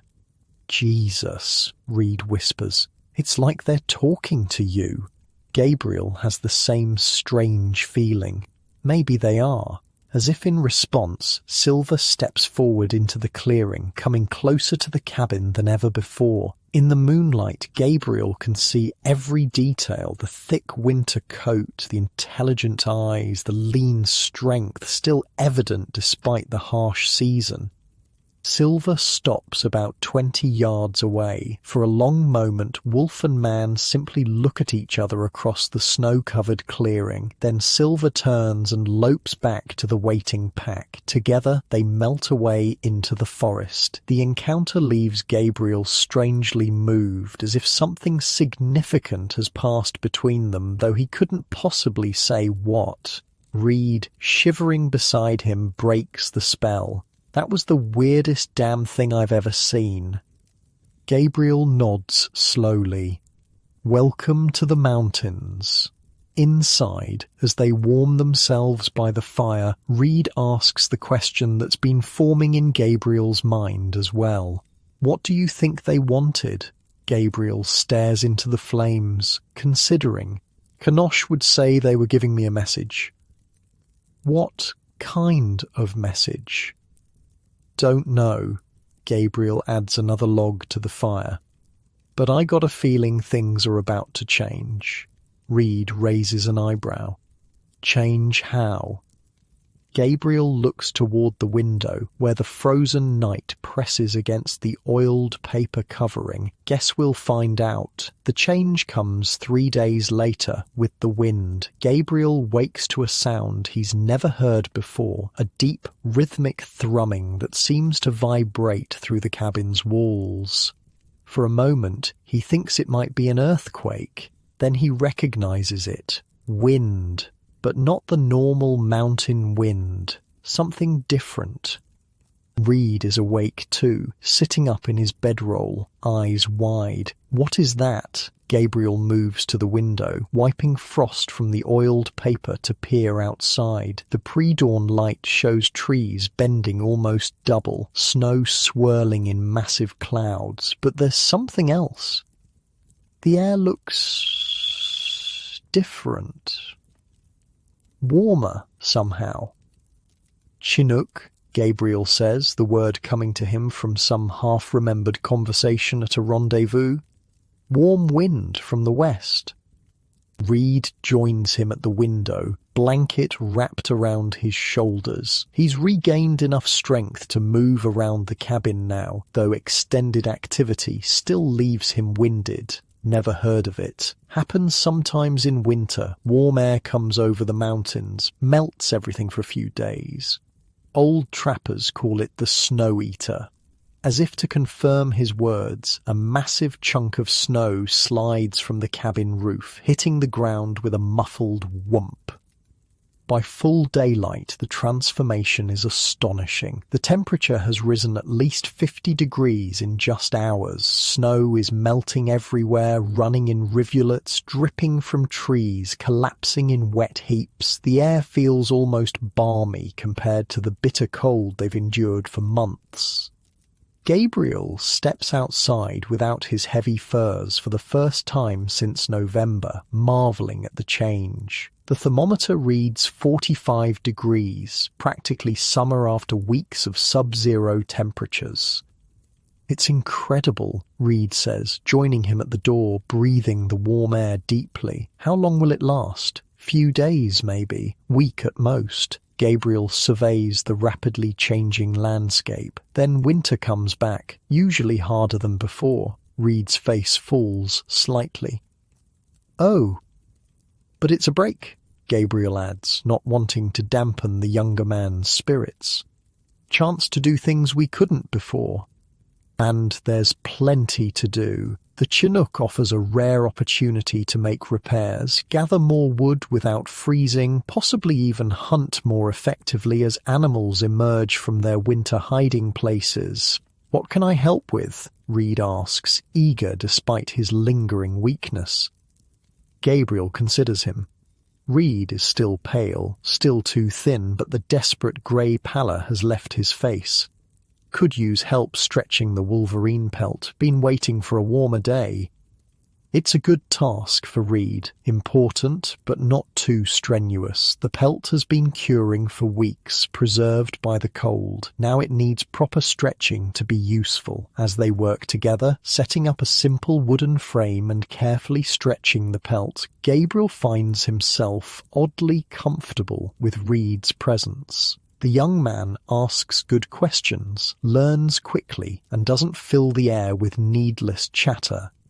"How'd you end up out here?" Reed asks as they lace the pelt to the frame. "You don't seem like most of the mountain men I've met." Gabriel secures a corner before answering. Worked in a factory in Philadelphia, textiles, 14 hours a day, 6 days a week, breathing lint and dye fumes, until you coughed blood. He shrugs. One day just walked out, headed west, never looked back. Family? Gabriel hesitates. Parents died when I was 19. Fever. Sister married a shopkeeper in Baltimore. Haven't seen her in 7 years now. You ever miss it? Civilization? Gabriel looks around at the snow-covered mountains, the endless forest, the big sky. Thought I would. Don't though. Mostly. Reed nods thoughtfully. I miss some things. Hot baths. Fresh bread, girls. He smiles slightly. Especially girls. Gabriel chuckles. That part I understand. They finish stretching the pelt in comfortable silence. Gabriel studies their work with satisfaction. Good job. Make warm mittens or a hat when it's properly cured. The Chinook brings other visitors besides the warm wind. Mid-afternoon, Kanosh appears with another Ute hunter, a younger man introduced as Tabby. They bring news. The warm wind has driven game down from higher elevations. A small herd of elk has been spotted in the valley 2 miles south. Big hunting tomorrow, Kanosh explains. Many men needed. Good meat for all. Gabriel understands the invitation and what it represents. The Ute don't typically invite white men to join their hunts. I'd be honoured, he says. Me too, Reed adds quickly. Kanosh studies Reed skeptically. Still weak. Stay and guard camps. Reed looks disappointed but doesn't argue. Even he must recognise he lacks the strength for a proper hunt. Big storm comes after Chinook, Kanosh continues. Maybe 3 days. Must prepare. Gabriel nods, unsurprised. The respite is temporary, as mountain weather always is. We'll be ready. After the Ute depart, Gabriel and Reed use the remaining daylight to maximum advantage. They clear snow from the roof where it started to melt and might cause leaks. They check the cabins chinking, making repairs where needed. They hang meat and hides outside to air in the warmer temperatures. The work is pleasant in the mild air, almost like a normal spring day rather than a brief winter reprieve. Even Reed seems energized, though he tires quickly and needs frequent rest. As dusk approaches, the wind shifts slightly, bringing new scents, wet earth, pine sap, the faint muskiness of animals on the move. Gabriel pauses in his work, sensing something. He scans the tree line carefully. There. Movement. Silver emerges from the forest, watching him. The wolf looks different somehow, more alert, almost tense. He paces at the edge of the clearing, looking back repeatedly toward the forest, then at Gabriel. He wants something, Reed says, coming to stand beside Gabriel. Yeah. Gabriel studies the wolf's behavior. Wants me to follow, I think. Reed's eyes widen. You're not actually going to... But Gabriel is already reaching for his rifle. Won't go far, just want to see. That's insane, Reed protests. Following a wolf into the forest before dark? Gabriel checks his powder and shot. Probably, he agrees. Stay here. If I'm not back in an hour, tell Kanosh what happened. Before Reed can object further, Gabriel heads towards Silver. The wolf watches him approach, then turns and trots into the forest, looking back to ensure Gabriel follows. The going is messy. Melting snow creates a slushy surface that sucks at Gabriel's boots. He keeps Silver in sight, following as the wolf leads him deeper into the trees. After about 15 minutes of walking, Silver stops at the edge of a small ravine, looking down, then back at Gabriel. A clear invitation. Gabriel approaches cautiously, unsure what he's about to find. When he reaches the ravine edge and looks down, he understands. A dead elk lies half buried in snow at the bottom, a bull with an impressive rack, not long dead, no obvious wounds, though it's hard to tell from this distance. Possibly it broke through ice somewhere, escaped but succumbed to exhaustion or cold. Around the carcass, 3 wolves from Silver's pack feed. They look up at Gabriel's approach but don't run. Silver makes a low sound in his throat, almost like a purr. Gabriel stares in amazement. The wolves are sharing their find, enough meat to last him and Reed well into spring if they can retrieve and preserve it. Thank you, he says softly to Silver. The wolf simply watches him with those intelligent yellow eyes. Gabriel marks the location carefully in his mind, planning to return tomorrow with Reed and a sled. They'll need to work quickly to salvage the meat before it spoils in the warm weather. As he turns to head back, Silver follows, escorting him to the edge of the clearing before melting back into the forest. Reed is waiting anxiously at the cabin door. "You're alive? What happened?" Gabriel explains about the elk, still somewhat in awe of what just occurred. Reed listens with growing disbelief. "The wolves showed you where to find food deliberately?" "Yep." "And they were sharing it with you, not chasing you away?" "Yep." Reed shakes his head slowly. "That's not natural, Gabriel." Gabriel looks toward the forest where Silver disappeared. Maybe not for most men. That night they plan the next day carefully. They'll need to butcher the elk where it lies, load the meat onto a makeshift sled and haul it back to the cabin. Then the real work begins. Cutting, preserving, smoking what they can before the warm weather turns bad. "We'll leave at first light," Gabriel decides. "Need every hour of daylight we can get." Reed nods, looking more alive than he has since arriving. Having a purpose seems to have further accelerated his recovery. "I'll be ready." Morning brings continued warm temperatures and a strange green smell in the air. An early promise of spring that Gabriel knows is false. Winter isn't done with them yet. They set out after a hearty breakfast, pulling an improvised sled made from branches lashed together. Gabriel has packed his butchering knives, extra rope, and canvas for wrapping meat. The trek to the ravine takes longer with the sled and Reed's still limited stamina, but they reach it before midday. The elk carcass is untouched since yesterday, surprising as Gabriel expected the wolves to have taken more. Silver and one other wolf, the one Gabriel calls Shadow, lie nearby, apparently guarding the kill. They watch with interest as the humans approach but make no move to interfere. "This is unbelievable," Reed whispers, eyeing the wolves nervously. "Just don't make any sudden moves," Gabriel advises. "They're allowing this."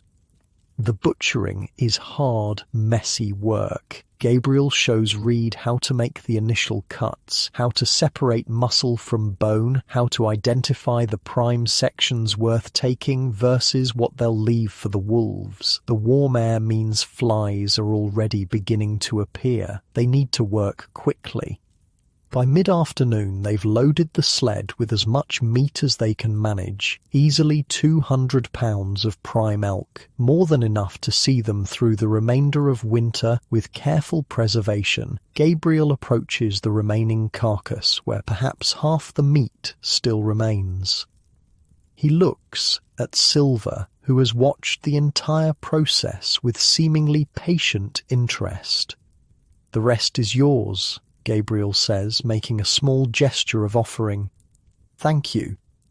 As if understanding, Silver rises and moves toward the carcass, no longer holding back from his prize. The journey back to the cabin is slow and exhausting, both men straining against the loaded sled. Reed tires quickly but pushes through, determined to do his part. Gabriel notes the younger man's growing strength and resolve with approval. They reach the cabin as dusk gathers, muscles burning, clothes soaked with sweat and blood. The immediate work isn't done. They need to hang the meat properly to cool overnight before beginning the preservation process tomorrow. As they work, Gabriel notices Reed watching him with a curious expression. "What?" he asks, hanging a large haunch from a cabin beam. Reed hesitates. "Just trying to understand you. Most men I know would have shot those wolves on sight, taken the whole elk for themselves." Gabriel continues his work, considering his answer. Wolves were there first. It was their kill. He secures another piece of meat. "Besides, there's more than enough for all of us." It's not just that though, is it? Reed presses. This connection you have with them, it's different. Gabriel pauses, knife in hand. How to explain something he doesn't fully understand himself. Been in these mountains 4 years now, he says slowly. First 2 years I fought everything. The cold, the terrain, the animals. Was always exhausted, always hungry, always afraid. He gestures at the hanging meat. This past year, something changed. Started working with the mountains instead of against them. Listening more. Taking what I need, not what I want. Reed absorbs this. And the wolves sensed that somehow? Gabriel shrugs. Kanosh would say they recognized a kindred spirit, someone who belongs. He smiles slightly. Or maybe they're just smart enough to know that trading with humans is easier than fighting them. The next day is consumed with meat preservation, cutting strips for jerky, smoking some portions over a carefully tended fire, rendering fat for future use. It's detailed, exhausting work, but both men tackle it with the energy of those who know what starvation feels like. Kanosh visits briefly. On his way to the elk hunt, he examines their bounty with approval. Wolves brought you this, he states, rather than asks. Gabriel nods. Kanosh smiles faintly. Told you. Chosen. When he leaves, Reed shakes his head in wonderment. Still can't believe it. Wolves and Indians and mountain men all working together? Nobody back east would believe a word of this. Good thing you're not planning to tell them then, Gabriel replies with a wry smile.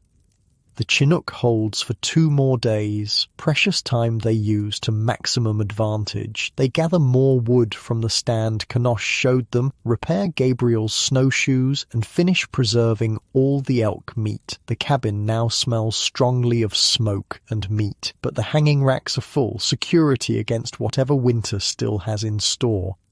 On the evening of the 3rd day, the wind shifts. The warm breeze dies completely, replaced by an eerie stillness. The temperature begins to drop noticeably by the hour. Storm coming, Gabriel says, studying the western sky where clouds are gathering, dark and ominous. Reed, who's regained enough strength to be genuinely helpful now, nods soberly. How bad? Bad enough. Gabriel checks their preparations one last time. Wood stacked neatly by the fireplace, water bucket full, food accessible, extra chinking in place. We'll ride it out inside. Might be 3-4 days before we can open the door again. That night, snow begins falling. Gently at first, then with increasing intensity as the wind returns, this time from the north, bringing Arctic cold with it. Gabriel wakes several times to add wood to the fire, noting how the temperature plummets and the wind grows to a howl. By morning, the window is completely blocked with snow, and the door requires both men pushing to open it just a crack, enough to confirm they're essentially buried. Never seen anything like this, Reed says, his voice hushed with awe as they peer through the narrow opening at a wall of white. Spring blizzard, Gabriel explains, forcing the door closed again. Happens almost every year. Chinook teases you with warm weather, then winter reminds you who's really in charge. They settle in for the duration, conserving wood as much as possible while maintaining enough warmth to prevent freezing. The days pass slowly, marked by meals, fire tending, and conversation that grows deeper as the storm continues outside.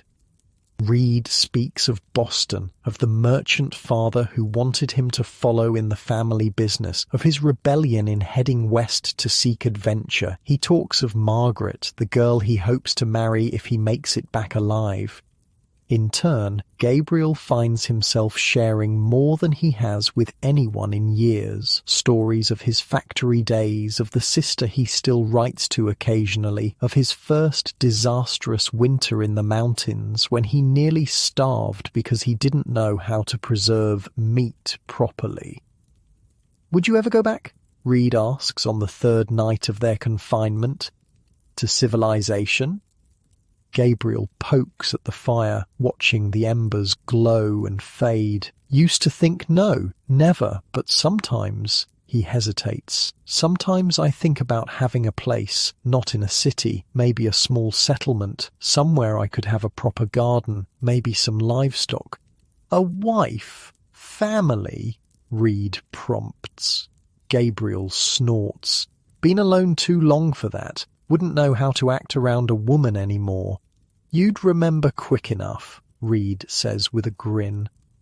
Gabriel throws a stick at him and they both laugh, the sound strange and welcome in the snowed-in cabin. On the fourth day, the storm finally breaks. The silence after so much wind is almost shocking. It takes them nearly an hour to dig their way out the door, revealing a transformed world.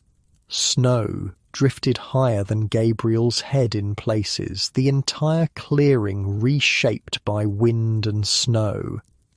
The cold is back. The thermometer reads 12 below zero, but the sky is a clear, brilliant blue. Gabriel stands in the doorway, breathing deeply, savouring the fresh air after days of confinement. "Well," Reed says, surveying the winter wonderland around them, "that was exciting." Gabriel chuckles. Welcome to the Rockies in February. Never boring. As they begin the process of digging out, checking for damage and re-establishing their daily routines, Gabriel reflects on how much has changed since the beginning of winter. He's no longer alone, for one thing. Reed's presence has shifted from burden to companionship. The wolves have transformed from threat to allies. Even his relationship with the mountains themselves feels different, less adversarial, more like a dance between equals. Winter isn't done with them yet. There will be more storms, more bitter cold, more challenges before spring truly arrives. But for the first time since the snow began falling, Gabriel feels something like optimism. He pauses in his digging to look toward the forest edge. Silver stands there, watching as always. Gabriel raises a hand in greeting, and the wolf seems to nod before turning back into the trees. "Strange times," Gabriel murmurs to himself. "Strange times indeed." February slides into March, though the transition means little in practical terms. Winter still grips the mountains, the snow still lies deep, and the cold still bites, though the days gradually lengthen. The routine Gabriel and Reed have established continues, tending fire, melting snow for water, checking traps, making small repairs to equipment, and taking turns reading aloud from the St. Louis newspaper, which they've now memorized nearly word for word.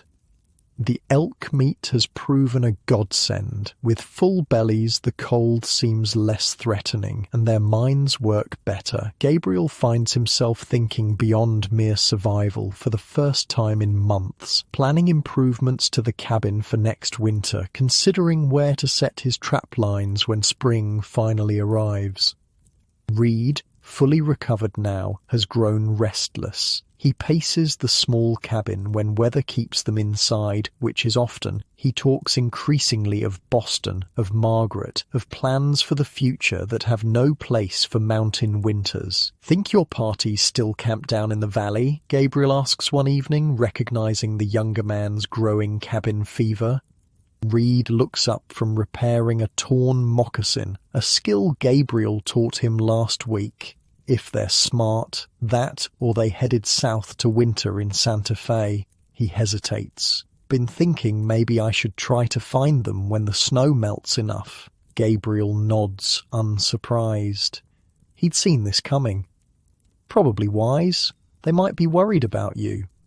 You could come too, Reed offers, though they both know it's not a serious suggestion. Trade your furs, get supplies, maybe even find company. Gabriel smiles faintly. Got company right here, don't I? Reed grins. Yeah, but I'm leaving first chance I get. No offence, but I'm not built for this life. None taken, not many are. The next morning dawns clear but brutally cold, 30 below according to the thermometer. They bundle up and head out together to check the trapline, which has been disappointingly empty for days. The wolves haven't brought any more gifts since the elk, but Gabriel still sees them regularly at the forest edge, watching. Think they're just keeping tabs on their investment? Reed jokes, nodding towards Silver, visible as a grey shape among the trees. Maybe, Gabriel says, though he senses it's more than that. The wolves seem to be waiting for something. They've nearly finished checking the empty traps when Gabriel spots it, smoke rising in a thin column from beyond the next ridge, not the natural smoke of a forest fire, but the controlled smoke of a campfire or cabin. Someone's over there, Reed says, following Gabriel's gaze. Gabriel nods, suddenly uneasy. He knows every trapper and settler within 30 miles, and none should be in that direction. Not Kanosh's camp, that's east of here. Should we check it out? Gabriel considers. His instinct is to avoid unknown humans. In his experience, strangers in the wilderness often bring trouble. But information has value too, especially as winter wanes and travel becomes possible again. Yeah, he decides, but carefully. They approach the smoke source with caution, moving from tree to tree for cover. As they crest the ridge, they spot the camp, 3 canvas tents arranged around a central fire, where men move about. Not a native camp, but white men, at least 6 of them, all armed with rifles.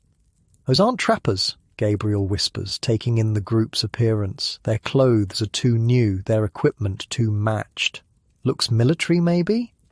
Reed studies them, then inhales sharply. I know who they are. Mackenzie's men. My party. Before Gabriel can stop him, Reed stands and waves his arms. Hey, over here! The men in the camp instantly reach for weapons, turning toward the sound. Gabriel curses under his breath and rises too, keeping his rifle pointed down but ready. It's Thomas Reed, Reed calls, from the Mackenzie expedition. After a tense moment, one of the men approaches, rifle raised. Reed, that really you?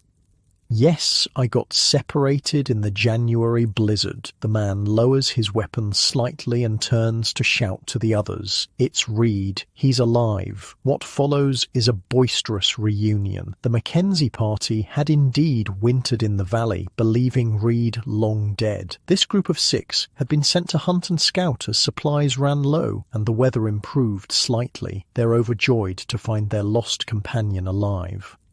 Gabriel hangs back, watching the reunion with mixed feelings. These men represent Reed's world, not his. Their loud voices and backslapping camaraderie feel foreign after months of quiet conversation and the subtle communication of wilderness survival. Eventually, Reed remembers his manners and introduces Gabriel. This is Gabriel Blackwood. He saved my life. Took me in when I was half dead with lung fever. The men thank Gabriel with handshakes and offers of whiskey, which he accepts, a small swallow that burns pleasantly on the way down. It's the first liquor he's tasted in nearly a year. You're welcome to come back to the main camp with us. Their leader, a weathered man named Collins, offers. We've got decent supplies. Doctor too. Gabriel declines politely. Got my own place, but thanks. Reed, however, is clearly torn. Gabriel can see the conflict on his face, the pull of his own people versus the obligation he feels toward Gabriel. Go with them, Gabriel says quietly. You're well enough to travel. No sense sitting out the rest of winter in my cabin when your people are just over the ridge. Reed hesitates. You sure? I can stay and help until spring proper. Gabriel shakes his head. I was managing fine before you came. Will manage fine after. He means it kindly, though the words come out more bluntly than intended. Reed nods slowly, understanding. I'll come back before we head east. Properly, thank you. No need, Gabriel says, already turning to head back to his cabin. Good luck finding your Margaret. He leaves Reed with his companions, their voices fading behind him as he crests the ridge. The solitude he'd craved for weeks now feels strangely hollow. Back at the cabin, Gabriel adds wood to the fire and sits staring into the flames. He's alone again, and he should be relieved. Reed's departure means one less mouth to feed, more space in the small cabin, no more endless questions or stories about Boston. So why does the silence feel so heavy? A sound outside draws his attention, a familiar howl, Silver calling from the forest edge. Gabriel rises and goes to the door. The big wolf stands in the clearing, watching the cabin expectantly. Behind him, partially visible among the trees, are the others, Notch, Shadow, and the two younger wolves. Without fully understanding why, Gabriel reaches for his rifle and winter gear. Something tells him to follow, just as he had when Silver led him to the elk. Outside, the bitter cold stings his face, but he barely notices. Silver approaches closer than ever before, just a few yards away, then turns and trots toward the trees, looking back to ensure Gabriel follows. Gabriel does, trudging through the snow after the wolf, rifle ready, but not aimed. They travel for nearly an hour, moving northeast along a route Gabriel doesn't typically use. Silver sets a deliberate pace, not too fast, despite Gabriel's awkward progress on snowshoes. Finally, they crest a small rise, and Gabriel understands where they're going. Below, in a sheltered hollow surrounded by pines, lies a small, unfrozen pond, a hot spring. Steam rises from the surface, creating a mystical scene in the winter landscape. Gabriel has heard of the hot springs in these mountains, but never found this one. It's a treasure in winter, a place to truly get warm, to bathe, to soak cold, aching muscles. Silver stops at the edge of the hollow, watching Gabriel with those intelligent eyes. Then, surprisingly, the wolf lies down in the snow, as if settling in to wait. "You're not coming?" Gabriel asks, though he feels slightly foolish talking to a wolf. Silver just blinks slowly, making no move to follow as Gabriel descends toward the spring. The water is gloriously warm, not hot enough to scald, but easily 80 degrees, a shocking contrast to the frigid air. Gabriel tests it with his hand, then makes a decision. He glances back at Silver, still watching from the ridge, then begins removing his outer layers. It's a risk. Getting naked in sub-zero temperatures could mean death if something goes wrong, but the prospect of a warm soak after months of cold is irresistible. Working quickly to minimize exposure, Gabriel strips down to his skin, keeping his clothes in a neat pile on a nearby rock. Then, taking a deep breath, he steps into the spring. The sensation is indescribable, heat enveloping his cold, numbed body, penetrating muscles that have been tense for months. He sinks deeper until only his head remains above water and lets out an involuntary groan of pleasure. "Jesus," he whispers, feeling his body truly warm for the first time since autumn. "Thank you, Silver." For nearly an hour, Gabriel soaks in the spring, occasionally glancing up to confirm Silver still waits patiently on the ridge. The wolf hasn't moved, seemingly content to guard while Gabriel bathes. The experience is more than physical relief. It feels like a gift, a sacred moment of comfort in the harsh winter. Gabriel finds himself thinking of Kanosh's words about being chosen, about belonging to this place. Perhaps this is part of what the Ute hunter meant.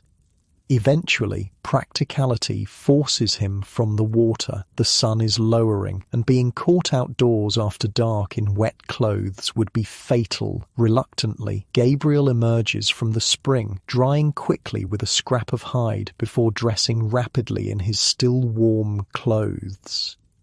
As he climbs back up to where Silver waits, he feels renewed, not just physically, but spiritually. Something has shifted inside him, some acceptance of his place in this wild world. Silver rises as Gabriel approaches, studying him with what almost looks like satisfaction. Then the wolf turns and leads the way back toward the cabin, following their earlier tracks. They arrive just before dusk, the temperature dropping rapidly as shadows lengthen. At the edge of the clearing, Silver stops. For a moment, wolf and man regard each other in the fading light. "I understand now," Gabriel says softly. "You're showing me how to survive, not just exist, really live here." Silver makes a soft sound in his throat, not quite a growl, not quite a whine. Then he turns and disappears into the trees, leaving Gabriel alone in the clearing. That night, Gabriel sleeps better than he has in months, his body relaxed from the hot spring, his mind at peace. The next week brings warmer days, still below freezing, but climbing into the 20s instead of hovering near zero. The sun's strength increases noticeably, and the snow begins to develop a crusty surface during the day before refreezing at night. Gabriel establishes a new routine without Reed. He visits the hot spring every third day, always accompanied by Silver, who seems to have appointed himself guardian during these vulnerable moments. The wolves continue to appear regularly at the forest edge, sometimes leaving small gifts. Rabbits mostly, once a peculiar shiny rock that Gabriel places on the small shelf beside his bed. In return, Gabriel leaves his own offerings, scraps of meat, carved wooden figures, once even the last of his coffee beans, a sacrifice that feels significant. He wonders occasionally about Reed, whether he's comfortable with his companions, whether he's told them about Gabriel's unusual relationship with the wolves. Probably not. Such tales would sound like madness or lies to most men.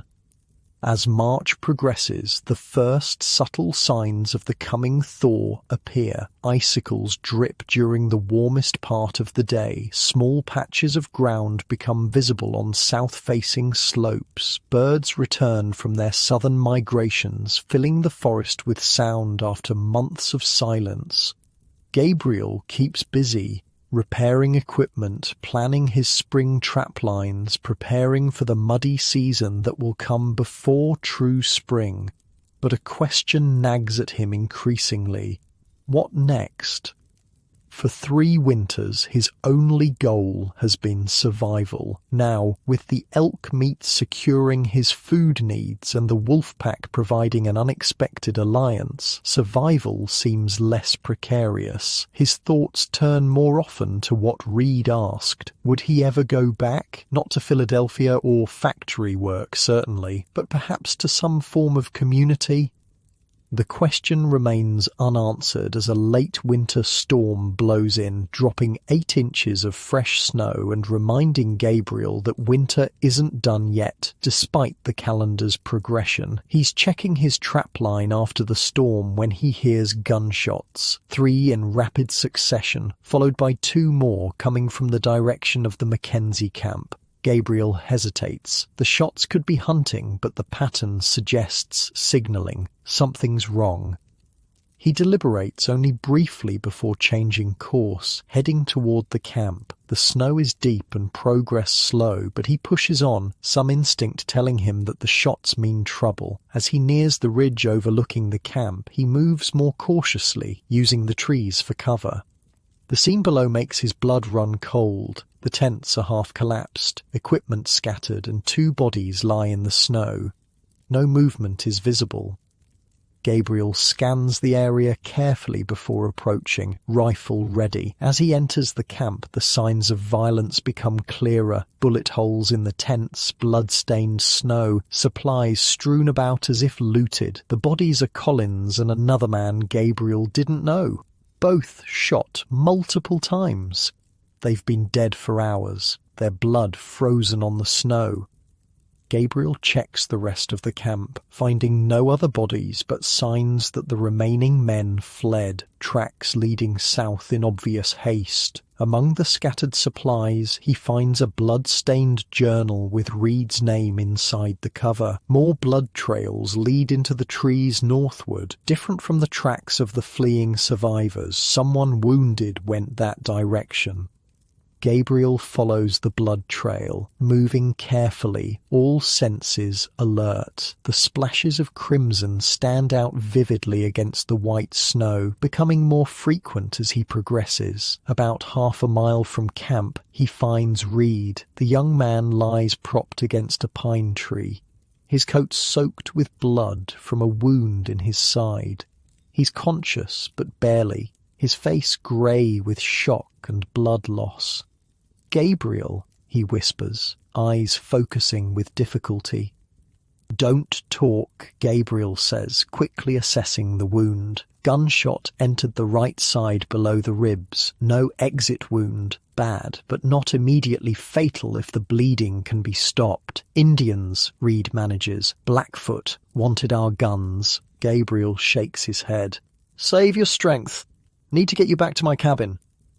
Moving Reed will be dangerous, but leaving him means certain death. Gabriel creates a quick travois from branches and his coat, securing Reed to it as gently as possible. The young man loses consciousness during the process, which is perhaps a mercy.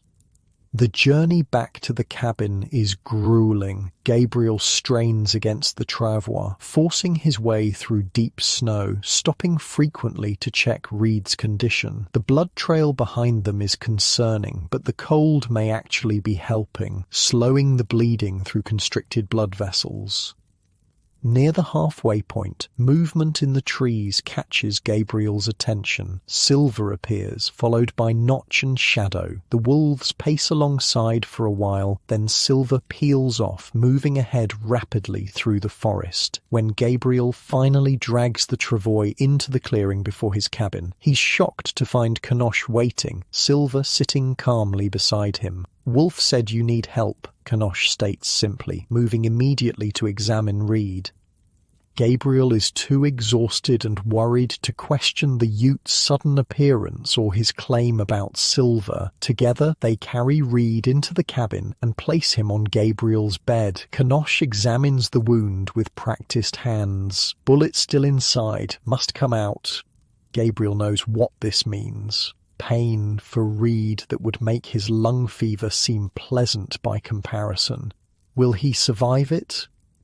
Kanosh's expression remains neutral. Strong young man, good chance. He begins removing items from the medicine pouch at his waist. Need fire, water, clean cloth? Gabriel moves quickly to prepare what's needed, stoking the fire to maximum heat, melting clean snow and finding the cleanest rags he possesses. Meanwhile, Kanosh creates a paste from various powders and plants, murmuring words Gabriel doesn't understand. "Hold him," Kanosh instructs, producing a wicked-looking knife that he places in the fire to heat. Gabriel positions himself at Reed's shoulders, gripping firmly. Even unconscious, the young man will likely fight when the pain hits. Kanosh works with remarkable efficiency, swift, precise movements as he cleans the wound, then makes an incision to widen the bullet's path. Reed jerks and moans, but doesn't fully wake, which is a blessing. Using slender wooden tools from his pouch, Kanosh probes the wound, his face a mask of concentration. After what seems an eternity, he nods with satisfaction and withdraws the tool, a misshapen lead ball gripped at its end. "Out," he announces, dropping the bloody bullet into Gabriel's palm. "Now clean. Medicine. Pray to his spirit to stay." They work together, cleaning the wound thoroughly, applying Kanosh's medicine paste and binding it with the cleanest cloths. Throughout the procedure, Silver watches from the doorway, yellow eyes unblinking. When they've done all they can, Reed lies pale but breathing steadily, the wound dressed and his body covered with blankets. Kanosh sits back, wiping blood from his hands. "Now we wait," he says simply. Gabriel nods, suddenly overwhelmed by the day's events. "Thank you, but how did you know to come?" Kanosh gestures towards Silver, who still observes from the doorway. "Told you. Wolf medicine. Wolf came to my camp, made me follow. I knew you needed help." Gabriel looks at Silver with new amazement. The wolf returns his gaze steadily, then turns and trots away from the cabin, disappearing into the gathering dusk. "Rest," Kanosh advises. "I watch tonight. Tomorrow, your turn." Exhaustion crashes over Gabriel like a physical wave. He manages only to roll out his bedding beside the fire before sleep claims him, deep and dreamless. In his last moments of consciousness, he hears Kanosh's voice, soft in the firelit cabin. "You understand now why wolves chose you, because you listen, because you belong." And then there is only darkness and the howl of wolves somewhere in the distance calling to the rising moon. Gabriel wakes to birdsong, a simple miracle after months of winter silence. For a moment he lies still, disoriented by the sound and the quality of light filtering through the cabin's window. Then memory returns, Reed's wounding, the desperate journey back. Kanosh's skilled hands removing the bullet. He sits up quickly, looking toward his bed where Reed lies pale but breathing, Kanosh dozing in a sitting position nearby. The fire burns low but steady, the cabin warm despite the early hour. Outside, a chorus of chickadees and nuthatches announces what Gabriel already senses, a significant shift in the weather. He rises quietly, careful not to wake the others, and moves to the door. The world beyond the cabin has transformed overnight. The temperature must have risen dramatically, because snow slides from tree branches in wet clumps and water drips steadily from the cabin's eaves. The thermometer confirms it, 38 degrees, well above freezing. "First real thaw," Gabriel murmurs to himself. Not a Chinook this time, but the genuine beginning of winter's end. He breathes deeply, savouring the changed air, still cold but carrying subtle scents that have been absent for months. Wet earth, faint hints of vegetation, the indefinable smell of growing things awakening. Movement at the forest edge catches his eye. Silver, watching as always. The wolf seems different somehow, more alert, almost anxious. He paces back and forth, looking toward the cabin, then back at the forest. Before Gabriel can interpret this behavior, Kanosh speaks behind him. He worries for the young one, the Ute hunter says, joining Gabriel at the door. Wolves care for their pack. Gabriel glances back at Reed's still form on the bed. How is he?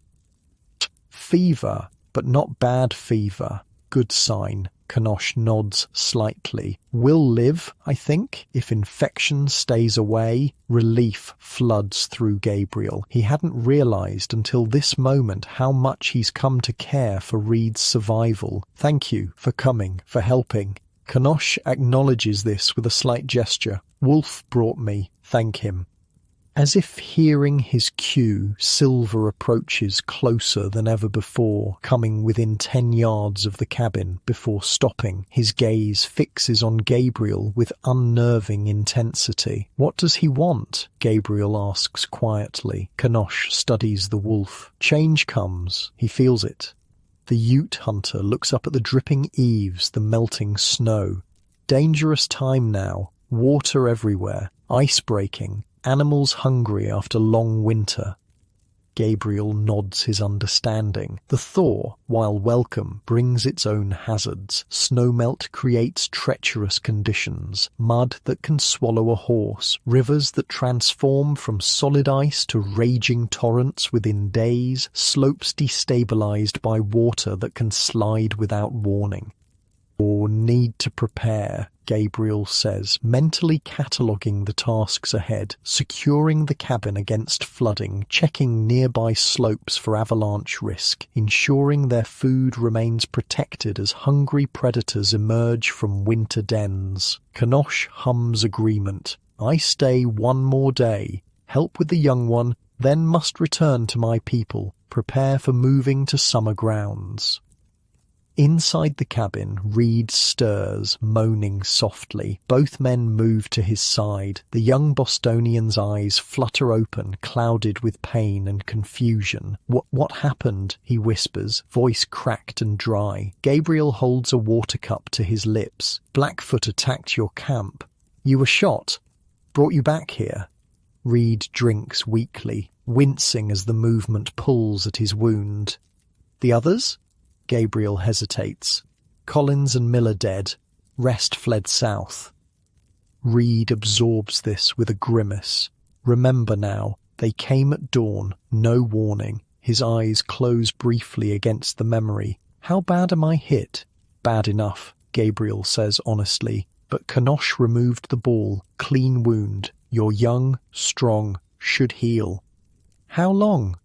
Gabriel glances at Kanosh, who answers, 1 moon to walk short distance, 2 moons to travel. Reed nods slightly, accepting this assessment. Thank you, both of you. His gaze moves to the door, where Silver is still visible. And the wolf? Did he help too? Gabriel smiles faintly. He fetched Kanosh, so yes. Reed's eyes widen slightly before he chuckles, then grimaces at the pain it causes. Of course he did. Why am I not surprised anymore? The day passes in careful preparation for the challenges of thaw. Gabriel reinforces the cabin's drainage channels, ensuring that meltwater will flow away rather than undermining the foundation. He checks their food stores, confirming that everything is secure against the increased animal activity spring will bring. Kanosh tends to read, changing the wound dressing and preparing more medicine, a bitter-smelling tea that Reed drinks with obvious reluctance but visible benefit. By evening, the young man's fever has broken, and he's lucid enough to eat a small portion of elk broth. The wolves remain unusually active around the clearing all day, not just Silver, but the entire pack, appearing and disappearing among the trees. Their behavior reinforces Kanosh's warning. Change is coming, and the mountains are restless. That night, as Reed sleeps and Kanosh meditates by the fire, Gabriel steps outside to check the weather before bed. The temperature has dropped with the sun, refreezing the day's melt into a slick crust. Stars blaze overhead in a clear sky that promises another warm day tomorrow. A soft sound behind him, not quite a footstep, but a deliberate noise, makes Gabriel turn slowly. Silver stands just 15 feet away, closer than he's ever come before. In the moonlight, the wolf's yellow eyes seem to glow with inner light. What is it? Gabriel asks softly, instinctively keeping his voice low, though there's no one to wake. The wolf takes another step closer, then stops. For a long moment, they simply look at each other. Gabriel has the distinct sense that Silver is trying to communicate something beyond his comprehension. I don't understand, Gabriel admits. Silver makes a soft sound in his throat, then turns and melts into the shadows. When Gabriel returns inside, Kanosh watches him with knowing eyes. Wolf spoke to you? Tried to. Don't know what he wanted. Kanosh nods, as if this makes perfect sense. We'll understand when ready. Sleep now. Tomorrow I leave. You care for young one alone. Morning brings another shift in the weather. even warmer, the temperature climbing into the 40s by midday. The snow recedes visibly, exposing patches of earth that haven't seen sunlight since November. The sound of running water is everywhere, dripping from trees, trickling beneath remaining snowbanks, gurgling in newly formed streams. Canosh prepares to depart after checking Reed's wound one final time. The Ute hunter seems satisfied with the healing progress and leaves additional medicine with careful instructions for Gabriel. Change dressing each day, give tea morning, night, keep warm, clean. He points to Reed's chest. Watch breathing. If becomes hard, make steam with pine needles for him to breathe. Gabriel absorbs these instructions seriously. I understand. Thank you again. Canosh pauses at the door. We'll see you at spring gathering by Big Lake. Bring the young one if strong enough. Bring wolfskins to trade. It's not a question, but Gabriel nods anyway. The spring gathering, a smaller version of the summer rendezvous where trappers, hunters, and tribes meet to trade, happens each year as the mountain passes open. Gabriel has attended twice before. We'll be there, he promises.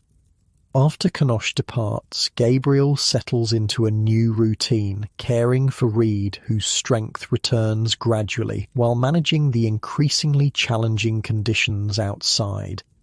The thaw accelerates over the next week. Snow that has blanketed the landscape for months disappears with astonishing speed, revealing a transformed world of mud, fallen trees, and the debris of winter. The stream near the cabin, frozen solid since December, now rages with meltwater, forcing Gabriel to travel twice as far to find a safe crossing. Reed improves daily, progressing from barely sitting up to moving around the cabin with support. His natural optimism returns with his strength, and he speaks increasingly of the future, returning to Boston, finding Margaret, perhaps bringing her west to the new settlements springing up along the frontier. You should come with me, he tells Gabriel one evening as they share a meal of elk stew. When I'm well enough to travel, see something besides these mountains for a while. Gabriel pauses mid-bite, considering. The invitation stirs something in him. Curiosity, perhaps, about the world he left behind, but something else too, a subtle resistance, like the feeling of a trap about to close. Got trapping to do when the pass is clear, he says finally. Furs to collect, supplies to trade for. Reed studies him. That's not really an answer. Gabriel shrugs. Only one I've got right now. The wolves remain a constant presence, though their behaviour changes with the thaw. They range more widely, sometimes disappearing for days before returning to patrol the clearing's edge. Gabriel still leaves offerings and occasionally finds small gifts in return. Interesting stones, a perfect eagle feather, once a curious blue flower that must have bloomed early in some sheltered spot. Silver continues his strange attempts at communication. The big wolf will approach closer than the others, catching Gabriel's eye with unmistakable intentionality, then look towards specific directions in the forest. Sometimes Gabriel follows, discovering useful things. A patch of early spring onions, a beaver dam ready for trapping when the season opens, a deer trail that will be worth watching as game returns. It's like he's teaching you, Reed observes after Gabriel returns from one such excursion with a handful of medicinal herbs Silver led him to. Like an apprenticeship. Gabriel hadn't thought of it that way, but the description feels right. Suppose so. Strangest mentor I've ever had. Reed grins. Better than my father's shipping instructors, I'll wager. They never brought me gifts. As March edges toward April, the transformation accelerates. The remaining snow retreats to north-facing slopes and deep shadows. Buds appear on aspen trees. Early wildflowers push through the sodden earth in sunny clearings. Birds build nests, their songs filling the dawn hours with complicated melodies. Gabriel finds himself watching these changes with an appreciation that goes beyond survival considerations. There's beauty here in the resilience of life returning after such profound dormancy. He points out particularly striking examples to Reed, who listens with growing interest. "Never thought I'd see you get excited about flowers, Blackwood," Reed teases after Gabriel describes a patch of glacier lilies he discovered while checking traps. Gabriel feels oddly embarrassed, but not enough to stop. Spent 3 winters just trying not to die. Nice to notice more than that. The revelation surprises him even as he says it. His relationship with these mountains has changed fundamentally. Where once he saw only threats and resources, he now perceives patterns, connections, even beauty. One particularly warm afternoon, Gabriel returns from checking a newly set trapline to find Reed sitting outside the cabin on a makeshift bench, face turned up to the sun. The young man looks more like himself than he has since the shooting. Colour in his cheeks, brightness in his eyes. "Feel that?" Reed asks without opening his eyes. "Actually warm. Thought I'd never be warm again." Gabriel sits beside him, his own face lifted to the pleasant heat. "Never lasts as long as you want." "Such an optimist," Reed says with a laugh. They sit in comfortable silence for a while, absorbing the sun's gift. Finally, Reed speaks again, his tone more serious. "Been thinking about what happens when I'm well enough to travel." Gabriel nods, unsurprised. Reed's improvement has been steady. In another few weeks he'll be strong enough for a careful journey. Figured you'd head east, find your Margaret. "That's the plan. But..." Reed hesitates. "What about you? What's your plan, Gabriel?" It's a simple question, but it lands heavily. What is his plan? For years, Gabriel has existed season to season, focused entirely on immediate survival, the future extended only as far as the next winter's preparations. "Haven't thought much beyond spring trapping," he admits. "Need supplies, ammunition, coffee." Reed turns to face him directly. "That's not what I meant. What do you want? From your life?" The question is so unexpected that Gabriel has no ready answer. Want? Survival has consumed his attention so completely that wants seemed irrelevant. But as the silence stretches, he realizes that's no longer entirely true. Images form in his mind. A larger cabin, perhaps, with a proper garden plot. Maybe livestock, chickens or goats. A workshop for the wood carvings he's found himself creating in winter's quiet hours. Not Philadelphia, not civilization as Reed would define it, but something more than mere existence. "Might build something better than this cabin," he says finally. "Somewhere with good water, good hunting, room for growing things." Reed nods encouragingly. "A proper homestead, you could do well at that." Gabriel shrugs, suddenly self-conscious. "Just thoughts." "Good thoughts," Reed insists. "Man needs more than just surviving." Before Gabriel can respond, movement at the forest edge catches their attention. Silver has appeared, watching them with his usual intensity. But something's different. The wolf seems agitated, pacing back and forth, occasionally looking behind him into the trees. Gabriel stands, instantly alert. Something's wrong. Reed follows his gaze. "The wolf? How can you tell?" "Just can." Gabriel retrieves his rifle from inside the cabin, checking that it's loaded. "Stay here." He approaches Silver cautiously. The wolf watches his approach, then turns and trots a few yards into the forest before stopping, looking back expectantly. The message is clear. "Follow me." Gabriel hesitates only briefly before doing so, keeping his rifle ready. Silver leads him along a game trail that winds through awakening underbrush. They travel for perhaps 15 minutes before the wolf stops, looking intently ahead.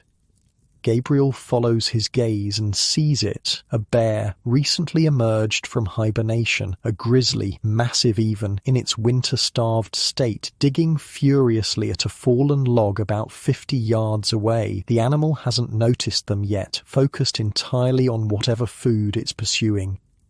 Gabriel starts to back away slowly. A hungry bear fresh from hibernation is among the most dangerous creatures in the mountains. But Silver growls softly, still looking intently at the bear. That's when Gabriel notices what the wolf has clearly already seen, a shape behind the fallen log, a human form, motionless. His breath catches. Someone is down, possibly dead, with a grizzly just yards away. Gabriel raises his rifle but hesitates. The shot would need to be perfect. A wounded grizzly is even more dangerous than a hungry one, and if he misses entirely, he'll simply draw the bear's attention to himself.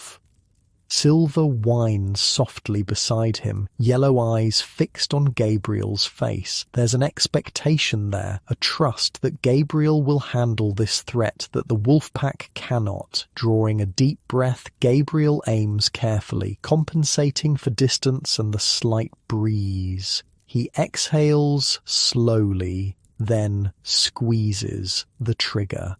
The rifle's report shatters the forest quiet. The bear rears up with a roar of surprise and pain, blood blooming on its shoulder. A good hit, but not immediately fatal. Gabriel chambers another round rapidly as the bear crashes down on all fours, swinging its massive head to locate the threat. It spots Gabriel and charges with shocking speed for such a large animal. Silver barks once and darts to the side, a grey blur that momentarily distracts the bear. The pause gives Gabriel the moment he needs to aim again. His second shot hits the grizzly in the chest. The bear stumbles but doesn't fall, still coming, now just 30 yards away. Gabriel fires a third time, his hands remarkably steady despite the imminent danger. This bullet finds the bear's heart. The massive animal crashes forward onto the forest floor, slides several feet with momentum and lies still. Gabriel keeps his rifle trained on the motionless bear for several long moments, making absolutely certain it's dead. Only when he's convinced does he approach the fallen log to investigate the human form behind it. It's a man, native but not Ute by his clothing. Blackfoot most likely. Blood stains the front of his buckskin shirt from what appears to be a gunshot wound. Recently dead, probably less than a day. Gabriel searches the area, finding a rifle and pack nearby. The story becomes clear. This Blackfoot, perhaps wounded in the same attack on the Mackenzie camp, had sought shelter here only to be discovered by the awakening bear. Silver approaches, sniffing at the dead man with obvious caution. "Same ones who shot Reed," Gabriel tells the wolf, feeling slightly foolish for explaining but unable to help himself. Probably dying already when the bear found him. Silver looks up at Gabriel, then toward the bear, then back to Gabriel. Again that sense of communication beyond words, approval perhaps, acknowledgement of justice served. Gabriel shakes his head, bemused by his own thoughts. Let's get back, check on Reed. The wolf leads the way, moving with confidence through the emerging spring forest. Gabriel follows, reflecting on the strangeness of his life now, following a wolf, communicating with him almost as with a human companion, trusting his guidance implicitly. Back at the cabin, Reed waits anxiously, relief washing over his face as Gabriel emerges from the trees. "Heard shots," he explains. "Was worried." Gabriel relates what happened as they move inside, the afternoon turning cool as clouds gather above the mountains. Reed listens with wide eyes. The wolf led you straight to him, to the Blackfoot, to the bear, I think. The man was just there. Reed shakes his head in wonder. Coincidence? Or did the wolf somehow know? Gabriel has no answer to that. The line between coincidence and purpose has blurred so completely in his interactions with the wolves that he no longer tries to distinguish between them. That night, as Reed sleeps and Gabriel sits by the fire, his thoughts circle back to Reed's question from earlier. What does he want? What is his plan? For the first time in years, he allows himself to truly consider a future beyond mere survival. The mountains have tested him, nearly killed him multiple times, but they've also given him something he never found in civilization, a sense of belonging, of connection, of purpose. Outside, the wolves begin their evening chorus, not the hungry howls of winter, but something more melodic, almost joyous. Silver's voice rises above the others, clear and strong in the spring night. Gabriel listens, feeling something shift inside him, some final resistance giving way. Whatever his future holds, it belongs here, in these mountains, with these strange allies he's made. I understand now, he whispers to the fire. I understand. April arrives with a rush of life and colour. Where once there was only white and grey, now green unfurls across the landscape, tentative at first, then with growing confidence. Wildflowers appear in sheltered meadows, splashing purple, yellow and white across the emerging grass. Aspen buds burst into tiny, perfect leaves that shimmer in the strengthening sun. Gabriel watches these changes with the deep appreciation of someone who's survived the alternative. After months of cold and deprivation, the simple pleasure of warmth and growth feels profound. Reed continues to improve, now able to walk short distances outside the cabin without assistance. His wound has healed cleanly, a puckered scar that will always remind him of his mountain winter, but no lingering damage that will limit his future. Couple more weeks, Gabriel assesses as they sit outside the cabin one mild afternoon. Then you'll be strong enough to travel. Reed nods, absently touching his side where the bullet entered. Think my party is still around, or did they head east already? Hard to say. If they're smart, they waited for the passes to clear. Gabriel gestures toward the high mountains visible in the distance, their peaks still snow-covered. Another month, maybe less, before those are safe to cross. They sit in comfortable silence, watching a pair of jays squabble in a nearby pine. So much has changed since Reed stumbled into Gabriel's life, half dead with lung fever. The younger man has lost the soft look of an Easterner, his face leaner, his hands calloused from cabin chores. But more than physical changes, there's a confidence about him now, a quiet understanding of what he's survived. Ever think about what would have happened if I hadn't found your cabin? Reed asks suddenly. Gabriel considers this. You'd have died. Winter doesn't give second chances. Yeah, Reed's expression turns thoughtful. Guess I owe you my life twice over now. Once for taking me in, once for bringing me back after I was shot. Gabriel shrugs, uncomfortable with gratitude. Anyone would have done the same. Oh no, Reed says firmly. They wouldn't. Most men out here would have seen a liability, not a responsibility. He pauses, looking directly at Gabriel. That's what makes you different. Why the wolves chose you, maybe. Before Gabriel can respond to this, Silver appears at the forest edge, watching them with his usual intensity. The big wolf has continued his regular visits, though the rest of the pack has been seen less frequently as spring advances and hunting improves elsewhere.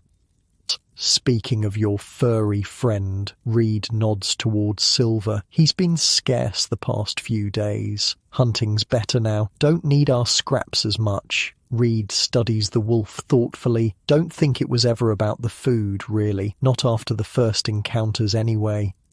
Gabriel has come to the same conclusion, though he struggles to articulate an alternative explanation. The relationship has evolved into something that defies simple definition. Not exactly friendship, but a form of mutual recognition, of respect between different but parallel lives. Silver approaches closer than usual, coming within yards of where they sit. The wolf looks directly at Gabriel, then turns his gaze meaningfully toward the forest. "He wants you to follow again," Reed observes. Gabriel nods, already reaching for his rifle out of habit, though he doubts he'll need it. These forest excursions with Silver have become routine, the wolf leading him to useful plants, good hunting spots, or interesting features he might otherwise have missed. "Won't be long," he tells Reed, who waves him off with a smile. "Take your time. I'll just sit here and enjoy not freezing to death." Gabriel follows Silver into the forest, noting how different the journey is from their winter travels. The snow is gone except in the deepest shadows. The ground alternates between muddy and springy with new growth. Birds call from every direction, and fresh animal tracks mark the damp earth. Deer, elk, smaller creatures emerging from winter's grip. Silver leads him along an unfamiliar route, moving uphill through increasingly dense forest. The wolf sets a deliberate pace, fast enough to cover ground but slow enough for Gabriel to keep up despite the challenging terrain. After nearly an hour of steady climbing, they crest a ridge, and Silver stops. The wolf looks at Gabriel, then toward what lies beyond. Gabriel steps forward and catches his breath at the view. Below them stretches a perfect mountain valley, a natural meadow perhaps 2 miles long and half as wide, bisected by a clear stream that catches the afternoon sun like scattered diamonds. The valley's southern exposure has allowed it to advance further into spring than the surrounding forest. Green grass covers most of the open ground, dotted with wildflowers. Along the stream grow willows, their new leaves bright against red branches. But what catches Gabriel's attention most are the animals. A small herd of elk grazes peacefully near the western end of the meadow. Closer to the stream, several deer drink, unconcerned. Near the northern edge, he spots a black bear with 2 cubs, teaching them to turn over rocks in search of insects. It's an Eden, a perfect mountain valley teeming with game, water, and plant life, sheltered by surrounding ridges.